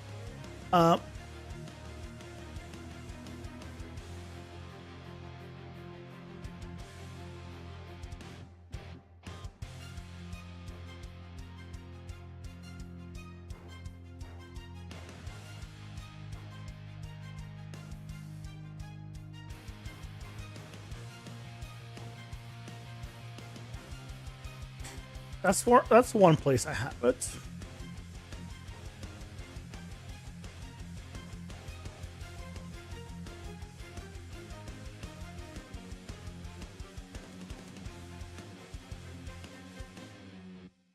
I think that's the only place I have it.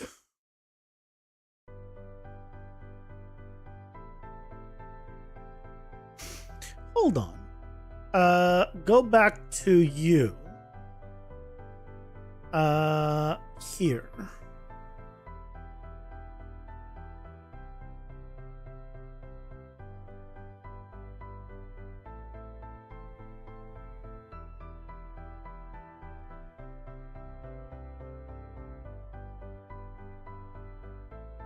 What percent do you think you're done with the game? Well, considering I still consider it early access, pre-alpha, not far.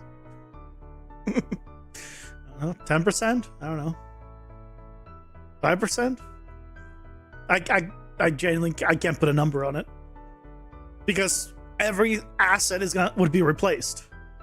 Right? Like there's nothing in this game right now in terms of assets that is final. And the exact one I'm gonna have and the exact setup I want.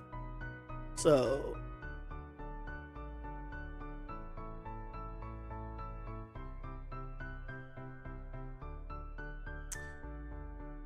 So, 10%? I don't know. Very hard to say. Let's detach this. And I'm going to do a check a gameplay tag.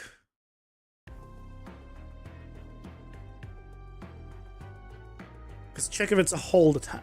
Maybe it's a hold attack. That's not where I'm going to be doing the damage calculations for it. What?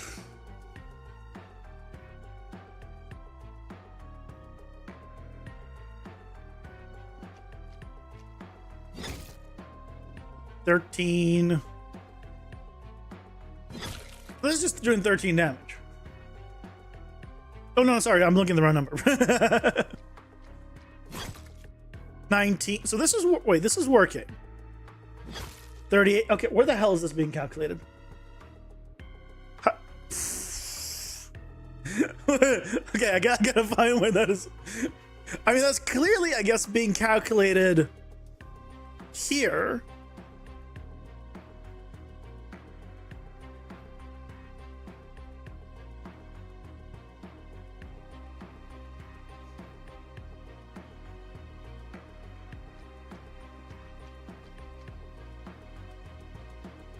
Thanks. Yeah, that's clearly being yeah.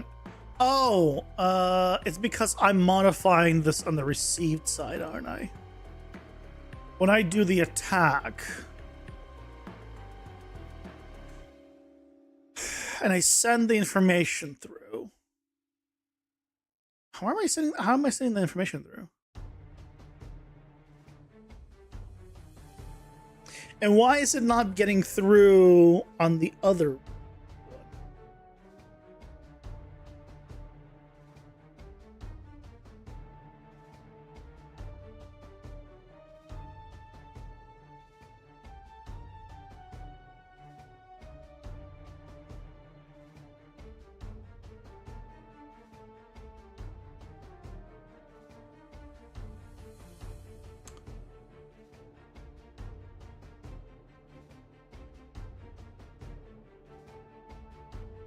I love that I don't remember where I put that or how it's done.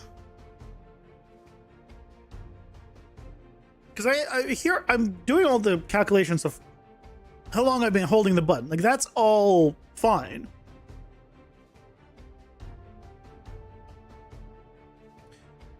Maybe I search for this.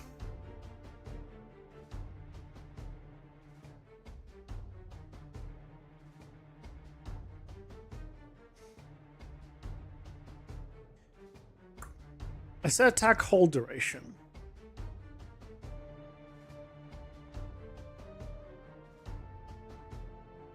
Maybe that's the next thing I need to look into.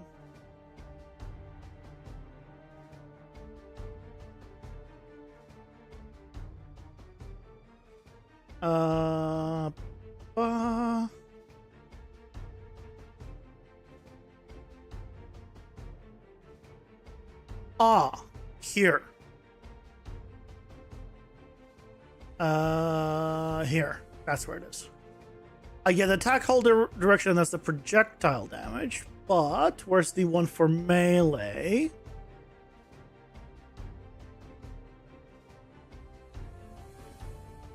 That's how I reset it here. That's where it is.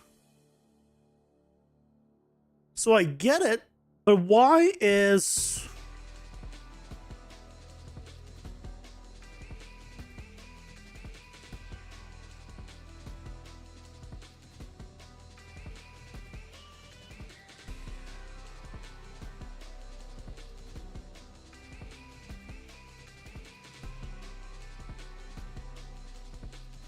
Why is here?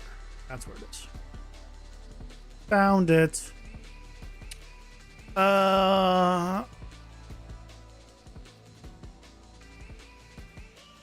Right. So because I'm doing it combined, I can just do the calculation on this hold right away. But in my case, I don't. So what I need to do then is this attack hold duration. The question becomes, it needs to be this. It needs to know how long, or the multiple. It needs to know what the value is. Which I guess I need to find. Just copy this.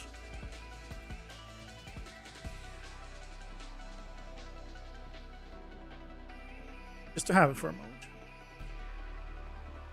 Hold on. With you guys in a second. Then I need to find this. I set it, which I'm getting from Greatsword. So that's all we need. Because my Greatsword is the only one that is doing the hold.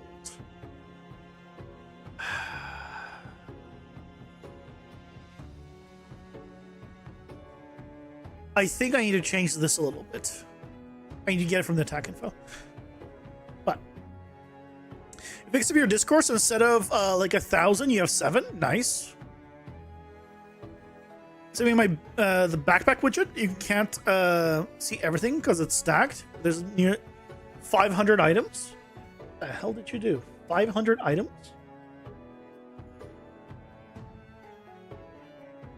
Oh dear God. You poor soul. Saruman. You poor soul.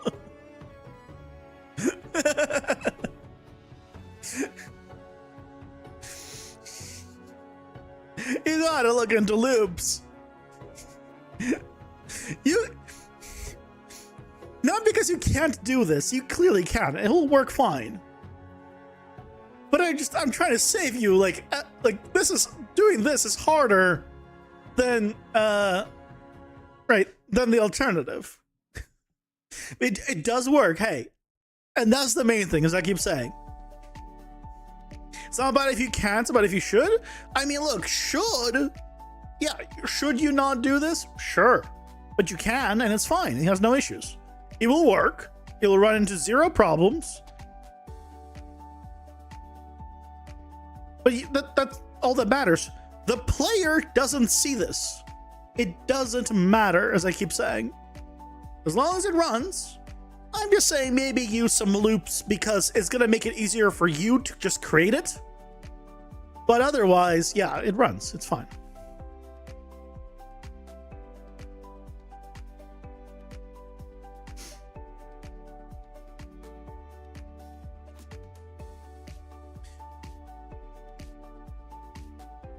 So what I can do is get the attack info.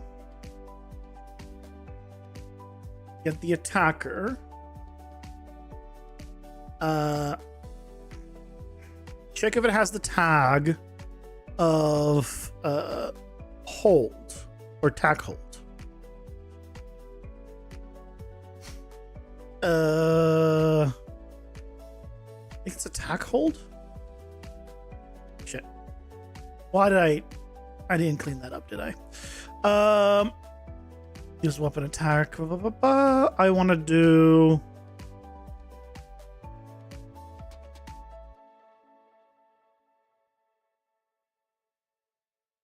light hold. That's what it is. It's light hold. Player attack and light hold.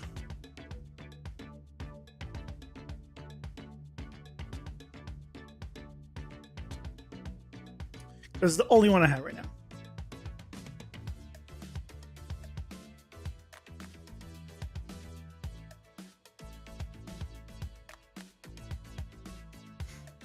Cover a more center coding background, fairly new to dev. While blueprints are really cool, you think you'd have found what you're looking for in pure C++ code base easier? I mean, that's just a matter of, experience. I don't know C++. It would take me an infinite amount of time. In C++. And I'm a visual person. I would just quit. I want to use C++ because I just quit. Because I just get bored.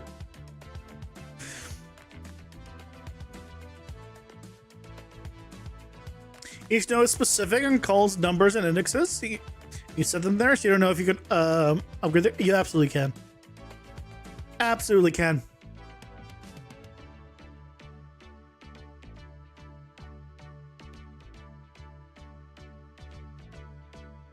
You lose your mind with all the data. Hey, but it works for him, so that's all that matters in the end, right?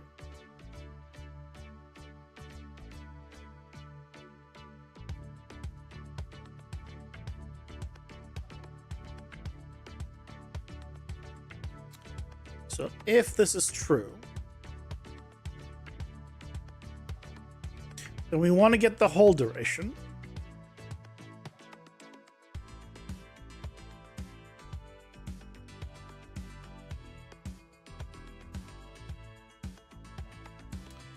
And then we take the hold duration and we multiply it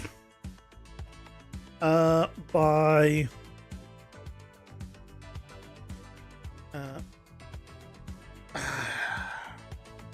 I guess in this case it's all great, specifically set up for greatsword. I'll need to rework this later.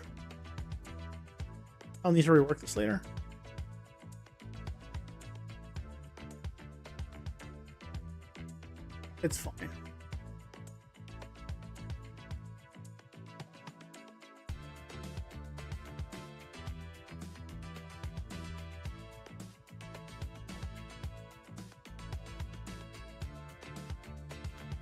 Multiply the great sword, divide by 100.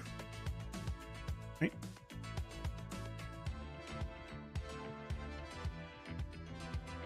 Yeah, divide by 100 times the hold duration and the hold time multiplier.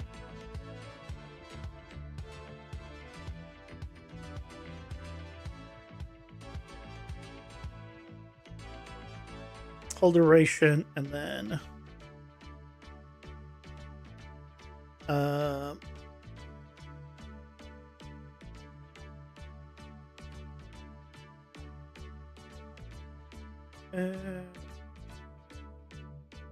Holodeck multiplayer.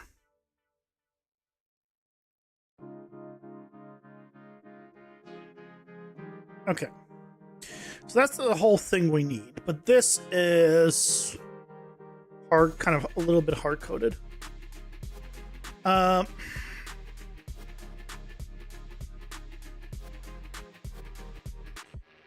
Let's kind of split this up a little.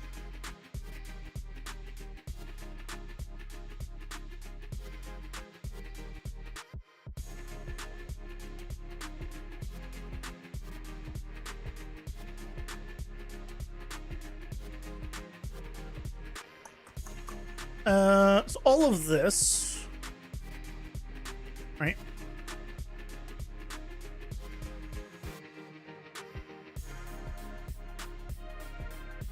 Is just set to the hold attack is actual hold attack multiplayer.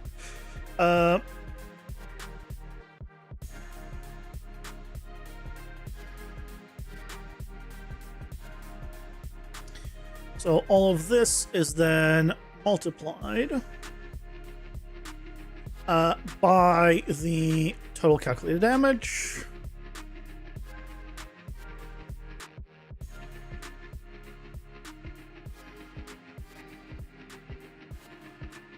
And says the total calculated damage. But we don't do this here. So this is now specifically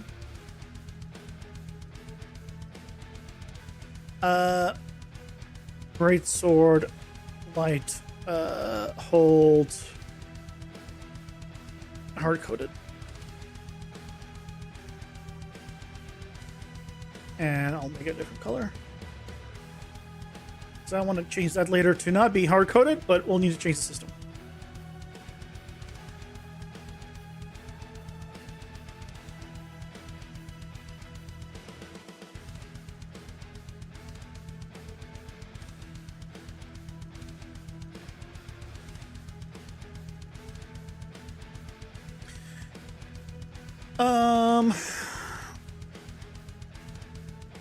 Okay, so the first problem you've done is you're not just using an array. That's why, Stormman. This can be an... This entire thing should be an array. This should not be individual things. This just, you have one array, and you have index 1, 2, 3, 4, 5, and you just loop on everything. And then this is the loop of the... This is the number of the index, plus 1 if you need it. And that's it. Done. This whole thing here just needs to be an array. And you can loop the entire thing. But again, it works, right? That's the main thing, is it works.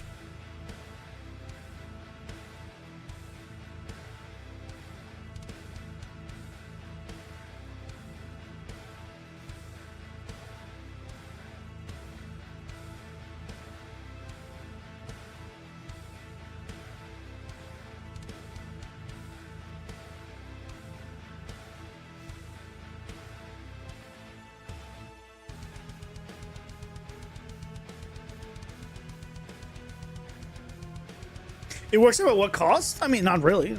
Not really any cost. Sanity, but like if the person's fine with it, then it's fine. The odds have awakened. Initiating emergency pause protocol. While ads are going, I'll be right back.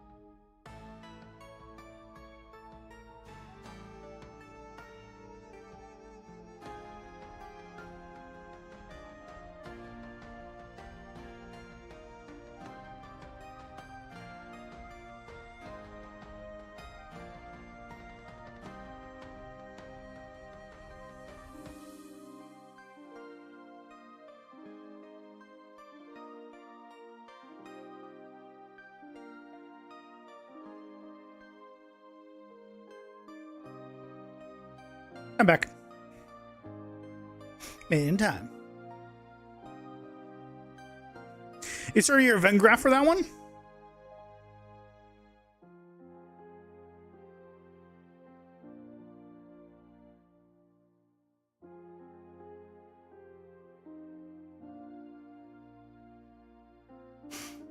Yeah, I mean, it's pretty much all the same, right? You could get away with doing loops. Loops and arrays. That's really it. But again, it works, right? In the end, that's all that matters. No player is going to know what it looks like. No player is going to care what it looks like or how you did it. As long as the end result works, it's fine and performs, no one cares. The only people that care are developers whose opinions, quite frankly, don't really matter.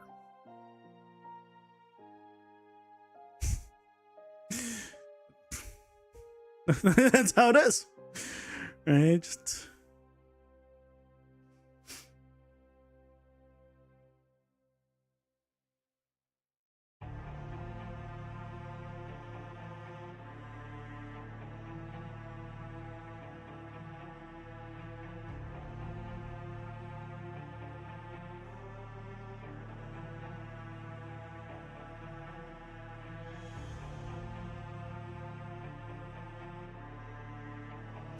You know, you can put those things in an array, because don't you have to make the array? What do you mean? Like when you have any variable, right? You can either right click on here to make it an array, or just click right here and you set it to be an array.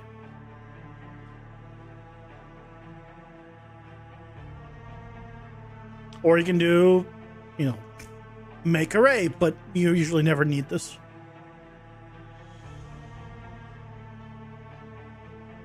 Is a handcrafted array really, I can you put in an array? So you make the stuff as an array to begin with.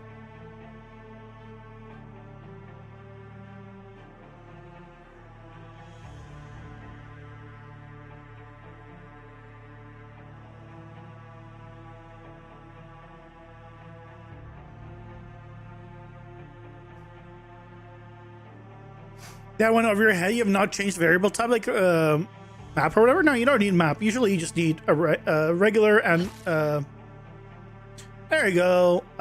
That is now correct. You just need typically array and a regular variable is all you need. You can ignore the other two pretty much. Yeah, the other two set. Shit, I don't even remember what set does. I've never used set in a single time. I honestly don't remember what it does. Map is like a double thing, where you have one that's always unique and one that is can be anything.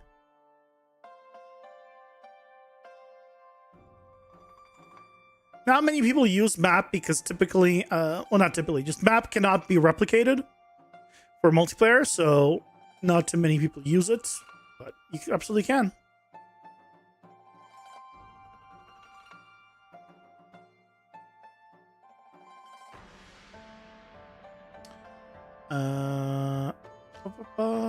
I want to look at where's the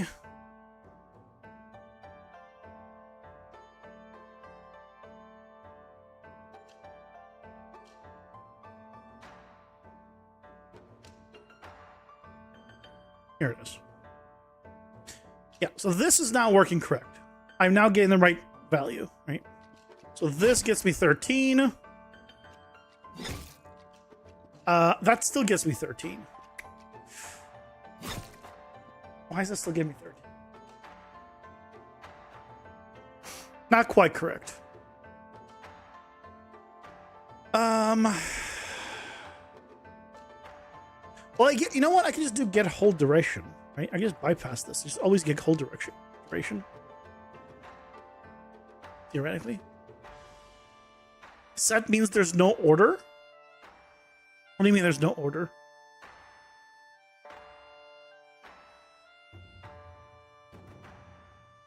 Like there's no index 0, 1, 2, 3, but that just sounds worse, no? Yeah, there we go. I just need to not use this, and then we're good.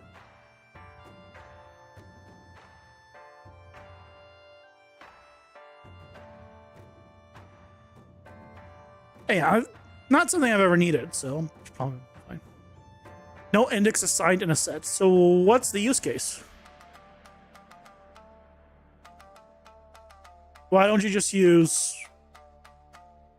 Sure, there's a use case. What's the use case? Once I understand that, then it'll make sense, probably.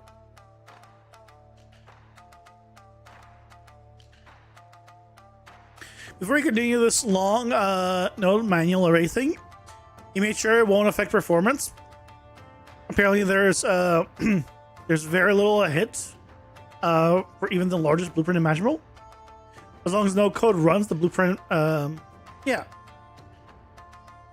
You're just doing basically a manual array. You're fine. You're not gonna run into performance issues from that. They're good. It's purely like a workflow thing. That's it.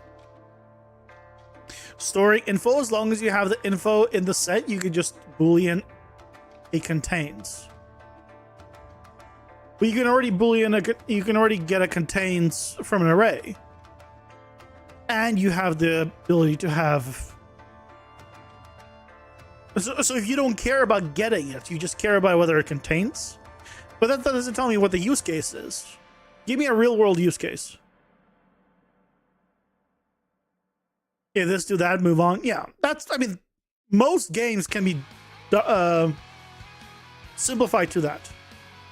If this, do that. And if you can do, if you can simplify the explanation of your game to that, you can figure out how to do anything.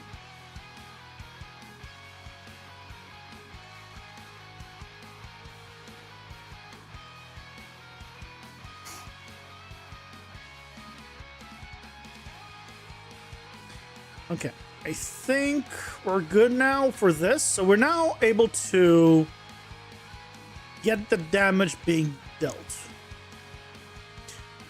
This is going to be the damage being dealt. What's my version control? Diversion. Yep. 39. 13. And his should be 10. Yep, 10. Good. Okay, so damage being dealt is now properly being done. So where the hell do I put this? Or rather, you know, I need to change not this. I need to change the received struct. Right?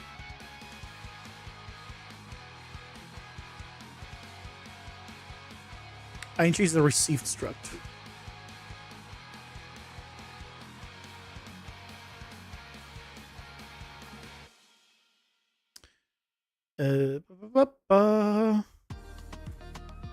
Receive damage.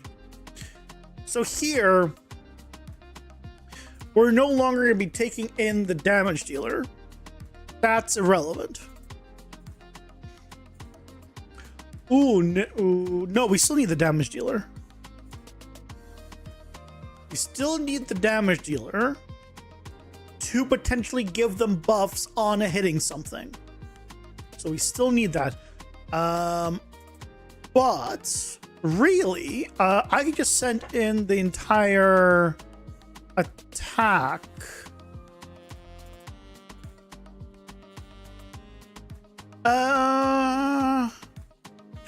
Okay, so I'm gonna need... So let's make new variables for this so I can just work with new ones. Attacker. Type actor.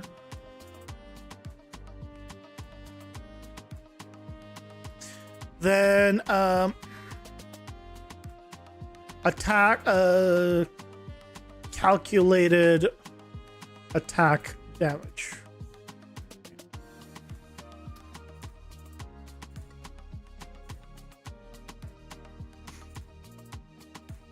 Sets are used to guarantee unique items. Guarantee unique items? So they're like a map where you can't have this multiple things of the same name, type, whatever, right?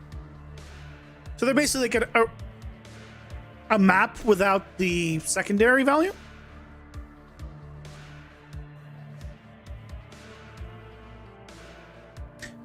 Avoiding duplicates. Faster to use than arrays to only find contains.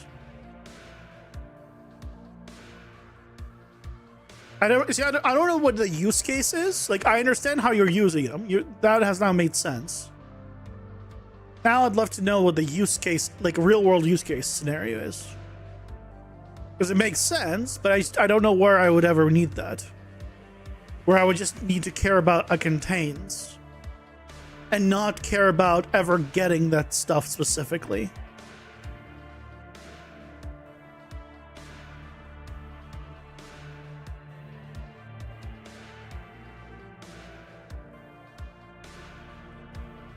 So are you just trying to find whether you're storing who the party members are, basically, Leo?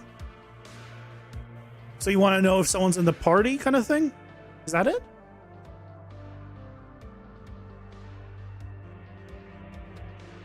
Grocery list.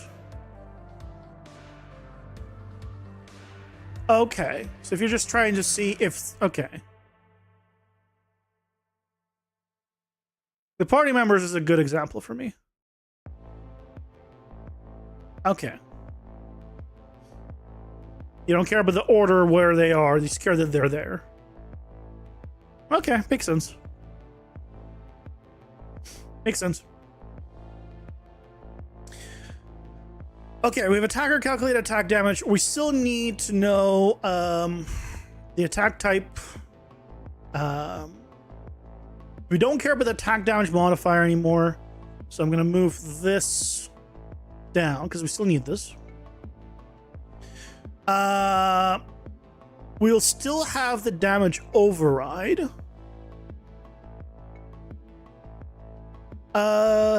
Do I? Yes. Because I don't need that on the attack info. I still need this. I do need to still have the force damage override. Yeah, all of this.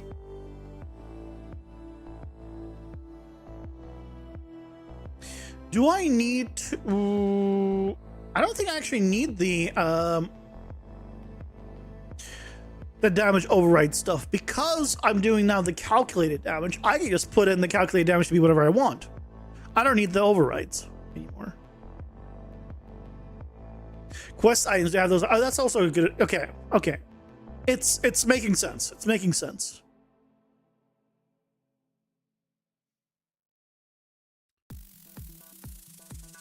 So I assume then you can add and remove from a set as normal, and you can check if the set has something, but that's pretty much it. So like you can add and remove a quest item, check if the player has quest item, but where they got it or anything like you won't be able to do. So I assume that you can still do a find and remove. Or I guess you don't need a find. You'll just need to remove because you would, yeah. Remove and you tell it what to remove. You got a lot to learn, but you almost have a complete 15 level game that looks good to you with basic coding. Hey, from what you've showed, the game's looking pretty good. 2 more time, yes, but you don't know those fancy words and tools yet. That's okay. This one you won't know, but the next one will be even better. The next one after that will be better. And you'll continue improving as long as you keep working on it. Making games takes a lot of work. Appreciating your accomplishment, Storm. Yeah, exactly. Exactly. You feel good about the fact that you're making a game. No matter what, you're making a game.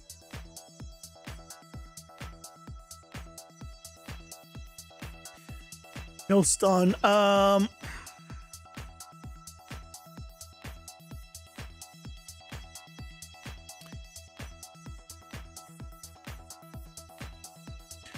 do have a force damage that I also need. So I also need the no blood option. Should the no blood be on the attack? It is, right? No stun is on here. Also, yeah, I don't need this damage override stuff. You have to bet your have a good night, Leo. Thanks, bye. Hope you have a good rest of your night. Then you offer column boxes. You don't think you could read your code in C++? Yeah, I can't do C++ for reading code. Column bubbles, being able to zoom out and just see it. It's so good.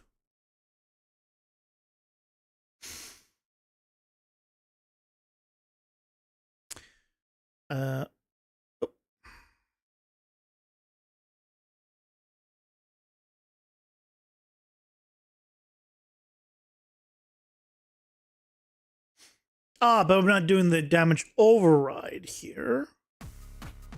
Okay, so I still need this. No. I definitely still need that on here.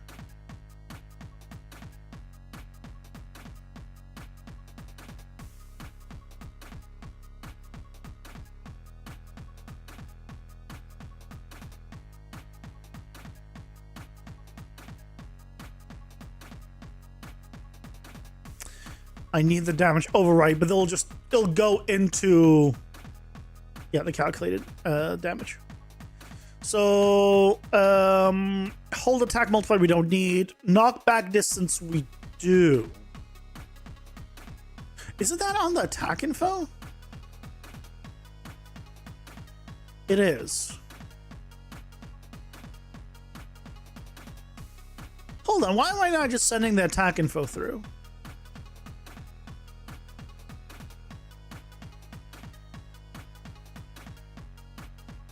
Should I just send the attack info through? I don't need a lot. I don't need a lot of stuff. Hey, Jimmy, welcome in. How's it going? Hope you're doing well. Am I familiar with VFX? In general, yeah, I know what they are. I use them. Yeah, I use Niagara.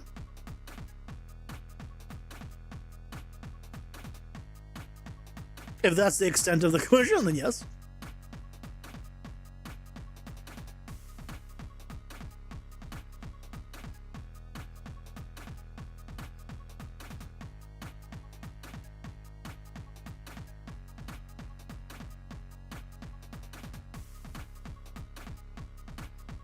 Okay, so hold attack item, force damage override, we don't need any of this. Attack damage modifier, we don't need any of this stuff. So we'll get rid of all this and we'll have just the attacker, calculate attack damage, the attack damage type, where and how it's being hit,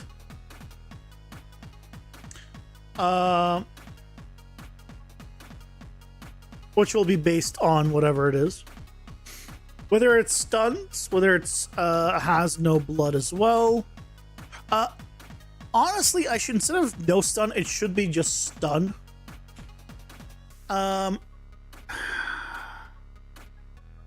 Because I should make no stun be the default. Everyone shouldn't stun.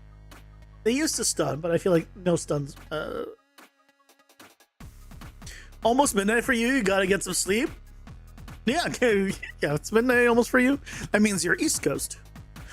Yeah, have a good night. Thanks so much. Well, I got a tornado, but your frame rate goes from 60 to 20 when the tornado is formed. Spawn rate is 400 a second. You're spawning 400 tornadoes a second. When a cylinder radius of 600 particles die on collision, spawning maybe 6,000 particles. If you're spawning a ton of particles, do it on GPU. Oh yeah. If you're doing tons of particles, you probably want to do GPU instead of CPU. CPU is good if you're doing like collisions and stuff. If you don't need that anything like that, then you probably can get away with GPU, which will improve your performance at high particle counts. I think that's all we need here.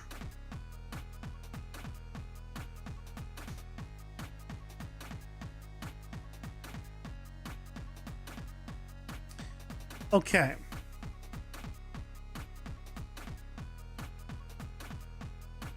I need to also I need to do stun is Oh, disabled by default. Okay. So we'll need to adjust stun being on everywhere. Yeah, we'll need to find that later and adjust that. Okay, so that part's good. The next thing is here. What are we doing?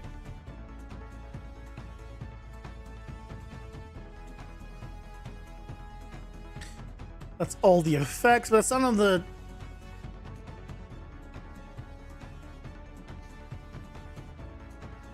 This is all fine, because this is still the... Oh, but this is attack trace dummy. So we actually need to check if the attacker is valid on every single one of these. Shit.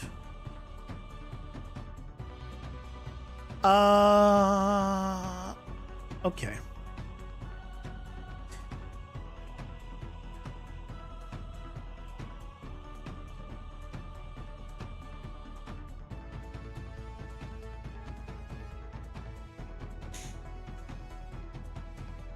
Well, I guess no, because there's a check at the beginning, right?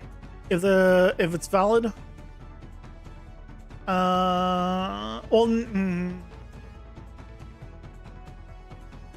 There isn't.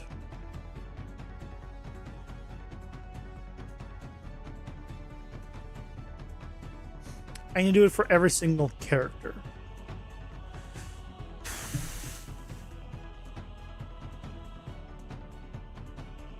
The problem with that is when the screen goes away from the Titanium, it disables the particles. When the camera is back, instead of continuing from where it left off, it resets the particle system. Yeah, it does. It unloads and reloads it. I believe you would need to adjust the size of it to keep it loaded. I'm not a good enough expert with VFX to explain or say how to fix that. I know why it happens, but I'm not knowledgeable enough to give you a solution, unfortunately. It's because it is off screen, so it gets frustrum cult. I'll point you in the right direction, but that's the best I can do.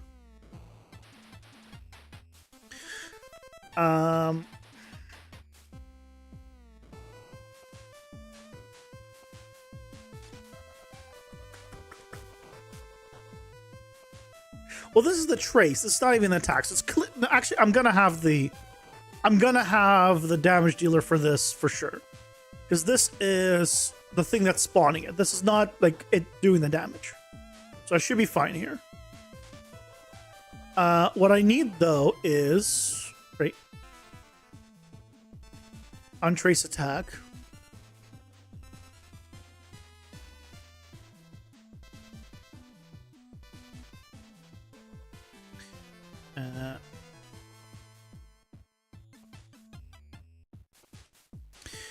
Here, let's do it.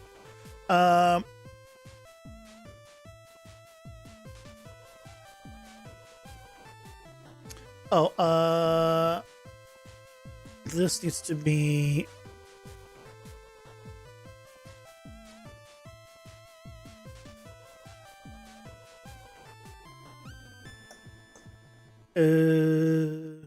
Q. Wait.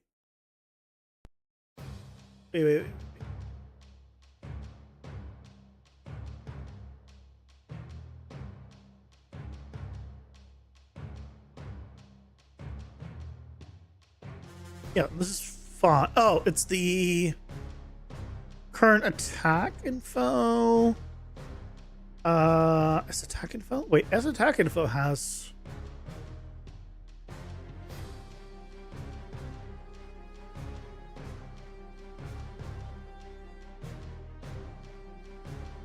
Oh, it has no stun. Stun. There you go. Let's say make it turn NV effects in a different software. Can it be transferred to Unreal? Yeah, you can make it in Houdini and bring it to Unreal. Yeah.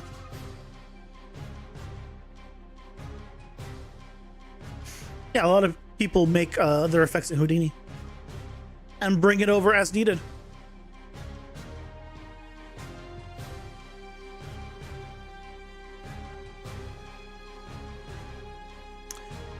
Okay.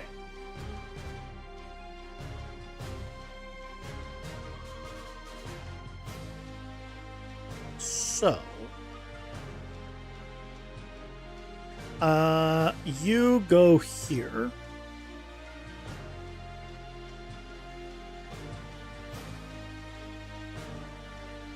Attack damage modifier we don't need. Whole attack modifier we don't need. Break things so badly right now.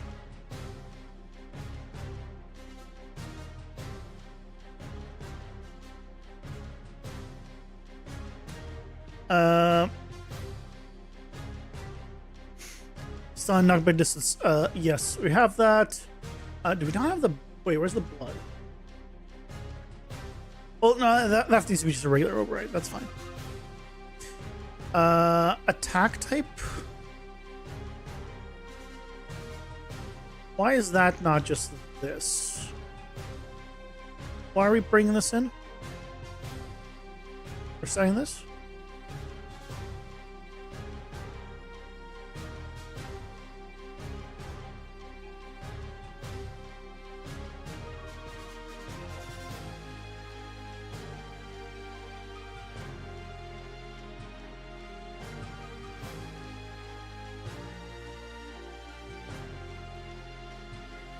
Why are we setting it?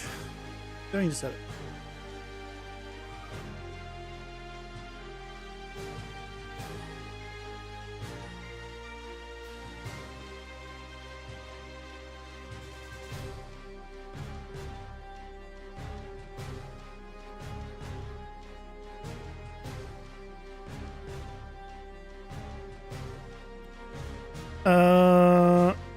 Name is to local so that I can just find it. There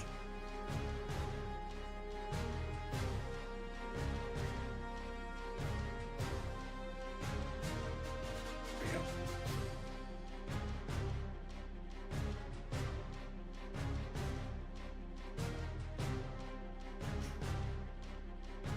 Much better. Okay.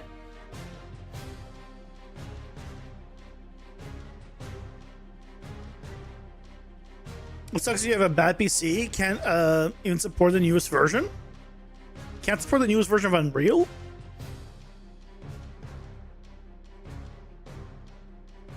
I mean, then what you're doing, yeah, you can't make a more powerful setup than you need. Oh, Houdini? Oh, yeah. Houdini is extremely taxing. Whether you're getting a job so you can start saving from a profit. Yeah, nice. You'll need like $10,000 probably for the RAM, but you know, you'll get there. Does a character blueprint have a lot of random variables? What do you mean by random variables? They have a bunch of variables, yes, but I don't know what you mean by random.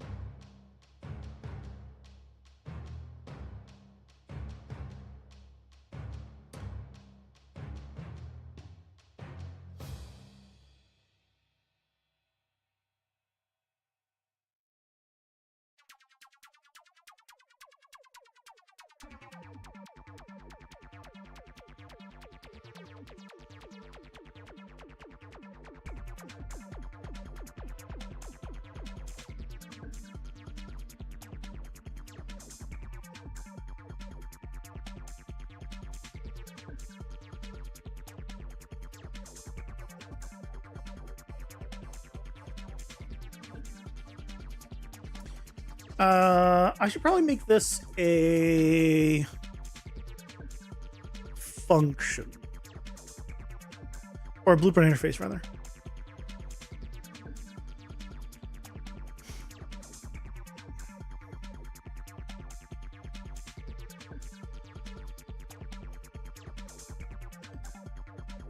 getting DDR4, so getting a like older machine, probably just get it pre-built. I mean, yeah, it'll still be pretty good. Depending on how old your system is, yeah. That'll still be a nice upgrade.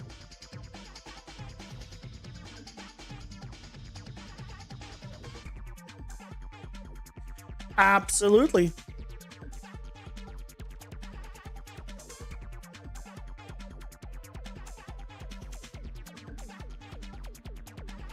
Okay, I need to set up a blueprint interface.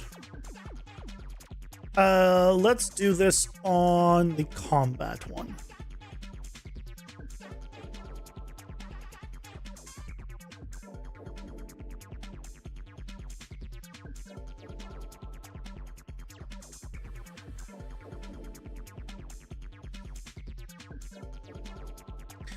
Calculator, total damage dealt.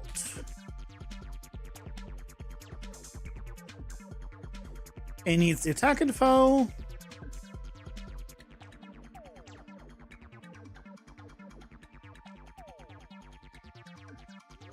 And outputs the damage dealt.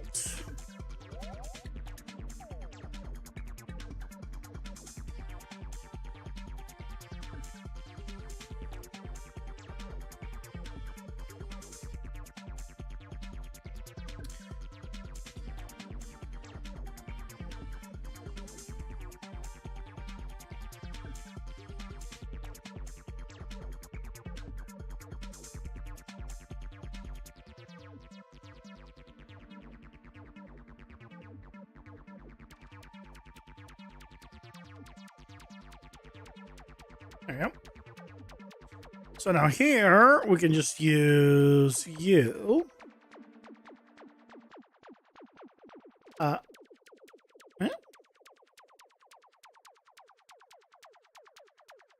Oops.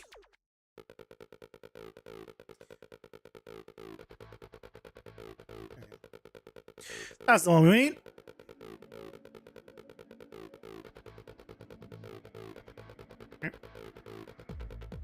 You up, put this in between, and then this damage dealt is here. Let's rename that to calculated damage dealt. I wish when you renamed it, it would just auto connect. Like, it should know I haven't changed the variable. It would be nice, but same thing here. It is what it is, though.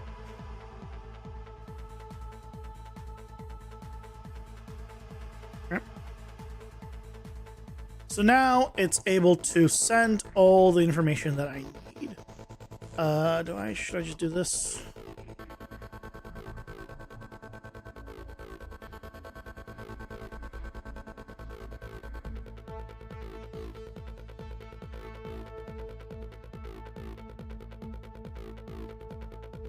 Right. That's better. Okay. So, you, or...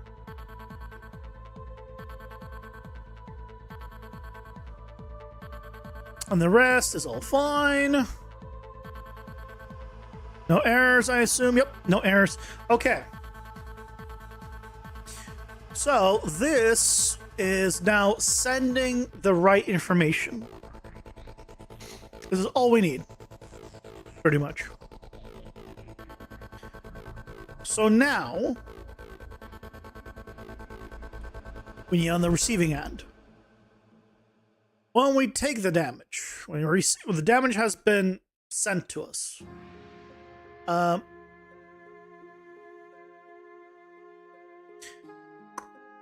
right. So first of all, oh, I need to also find out if it is an enemy or not. Right, forgot about the little detail.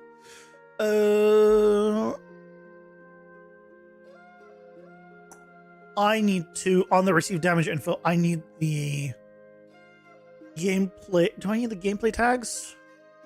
Or do I just need to know this?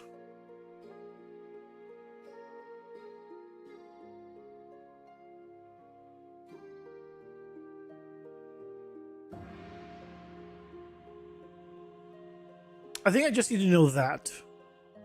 Everything else... this is on the damage dealer to get whether or not they have culling strike. Okay, so I will need their gameplay tags. Well,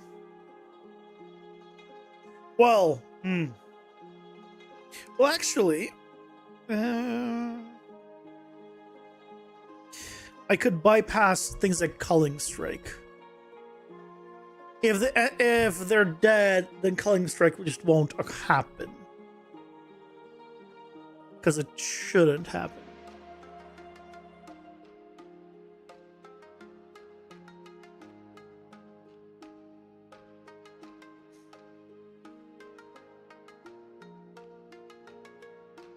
A lot of these just won't happen if it's not valid. So let's go ahead and promote this to a variable, a local one. This is going to be the attacker. Her name. Attacker. And then we're going to need to do a lot of this. So, if, well, let's send through the gameplay tags. Or no. We just need to know if it's an enemy. Let's do a struct. Not a struct, enum.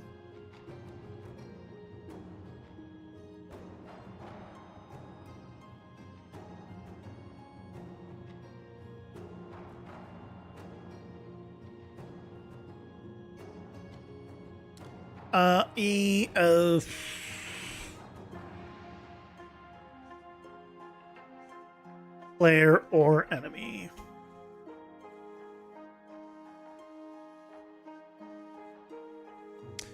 Literally, that's all I need. Well, I guess I don't need this. I just need a variable that's just or a boolean that just is player. All right.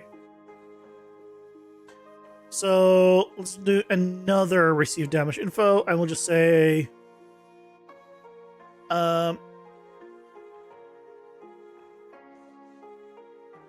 is player. Well, no, the attacker needs to have this also.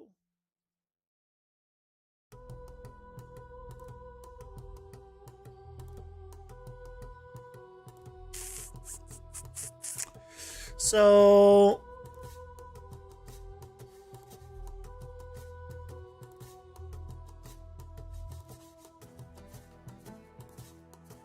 how do I check this?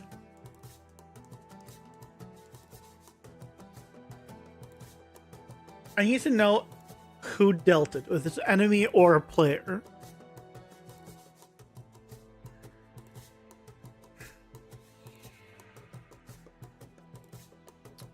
And I also need to know,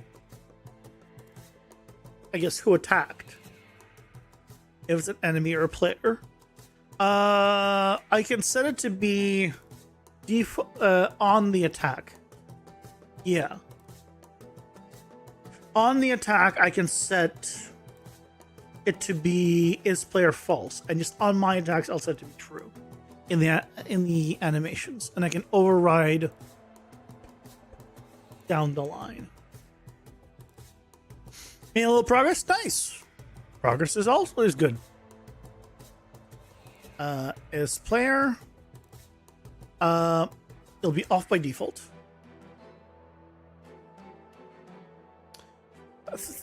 Thanks, Unreal. Thanks. I love how it's starting to open and you want to have a failed to close the other one. Oh, God. It hasn't even closed the other one. It's already trying to open this one.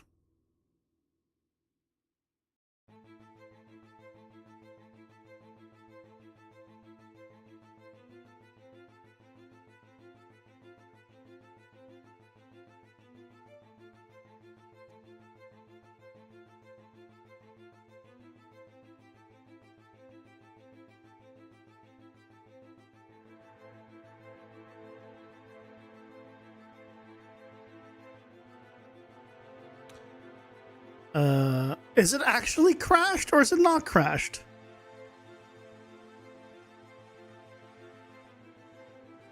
Because I see the RAM and the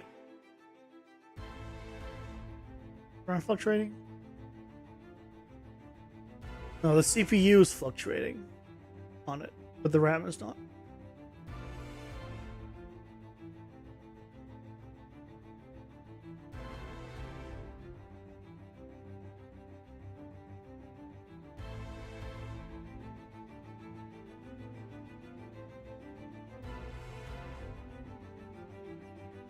Wait, it's fluctuating in both of them. Well, is it actually crashed? It said it crashed. But I'm questioning if it crashed. I'm just gonna close this. Can you remember your game concept? A heist game where you plan and execute daring robberies as a sugar glider-sized humanoid moving through enormous human environments.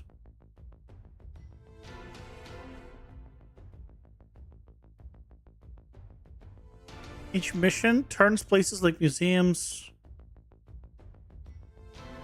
Okay, you haven't explained what the gameplay is. Boil down your gameplay. You told me who you're playing. You're playing a small humanoid. Doesn't matter for the gameplay. What is the gameplay loop? That's what matters. Because there's a gameplay loop and there's lore, right? There's the two things. Yeah, I should kill it.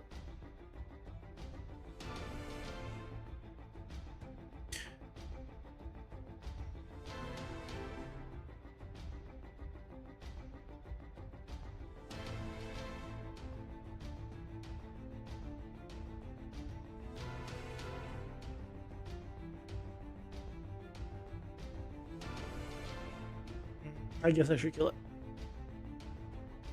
Noir themed? I mean, you can make anything you want. What's the gameplay loop though? Like, what do? You say it plays like an action adventure built around stealth, but that doesn't tell me what's the gameplay loop. That's okay. You have an action adventure built around stealth, but what is the gameplay loop?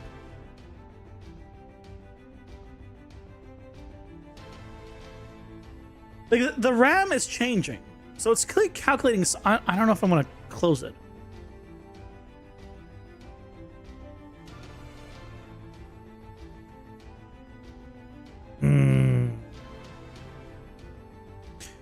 I mean, it's near the end of the stream. I might just leave it going to see if it comes back.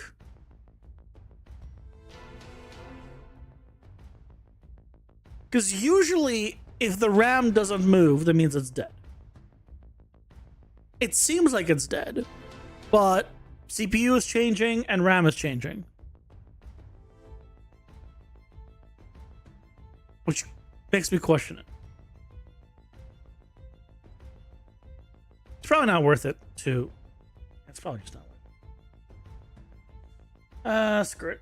I don't know, we have a spinning wheel this time.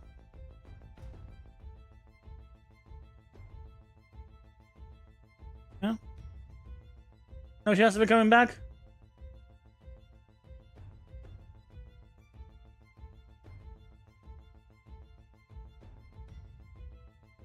Okay.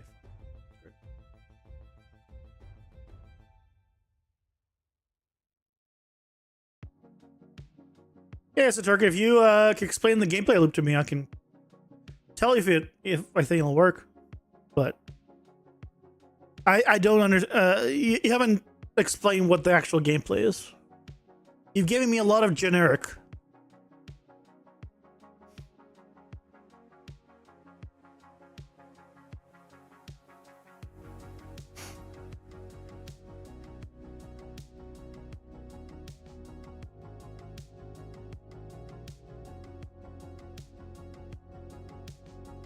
Okay, so let's see.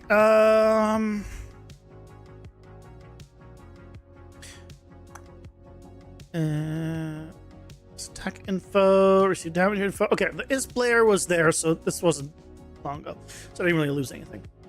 Okay. I need to, I guess, the attack info should store if it is a damage dealer, right? So, or is player. Right, we're saying about this. Then in the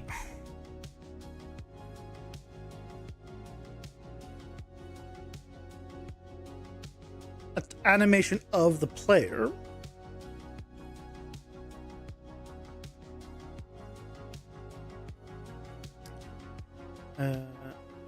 right, you can go through all of these and say that it is.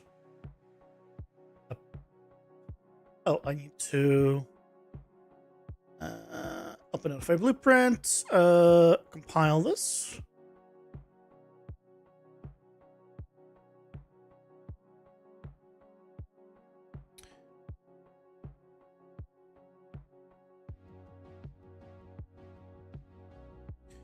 And now I can set is player on its attacks.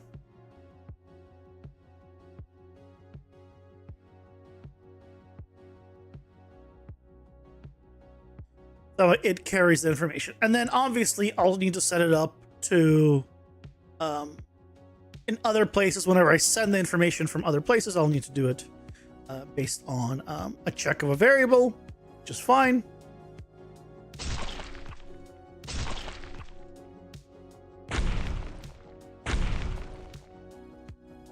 But default being player off is good because the majority of it will be for enemies.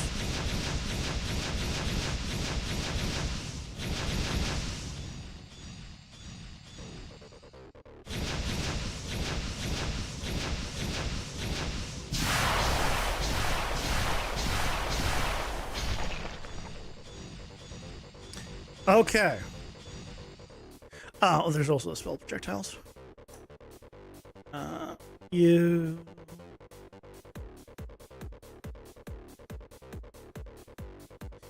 Yeah, I don't. Oh, the shield stuff I can just get rid of. I'll still have it there. It's fine.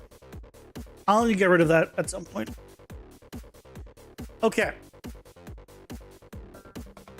So now on here is player, and here we can grab is player and just plug that through. Okay.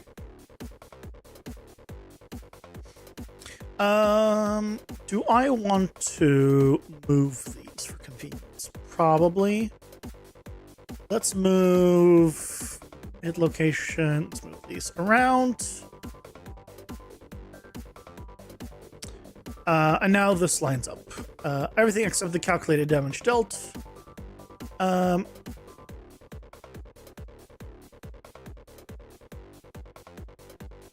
I think that one's fine. Okay. So now we have that. So on the take damage place, right, we'll be able to on here, yeah. We'll be able to check this. By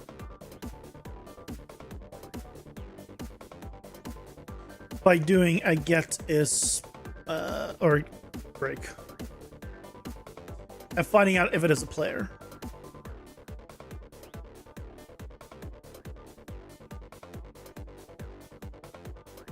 And then we can just do a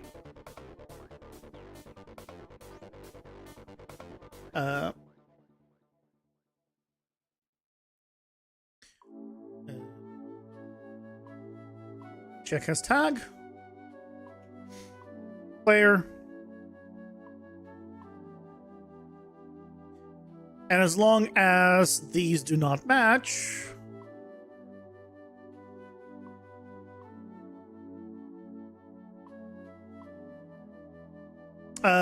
then we're good on the do not hit self check. And then continue on with the force hit or whatever it is.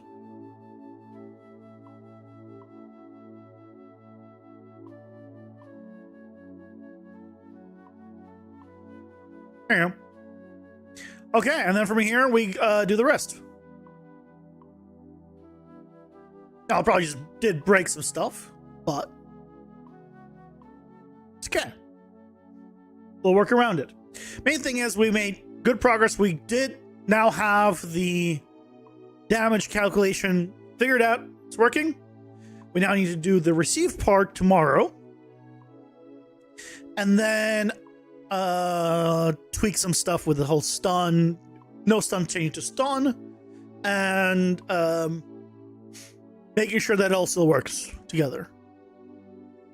And theoretically, after that, if that all part works, we'll be able to go and start making sure that the ground dots can have their just proper values, and the regular dots can all have like snapshot values. Because that'll be a whole update as well. Probably, hopefully, this will not take like 2 weeks.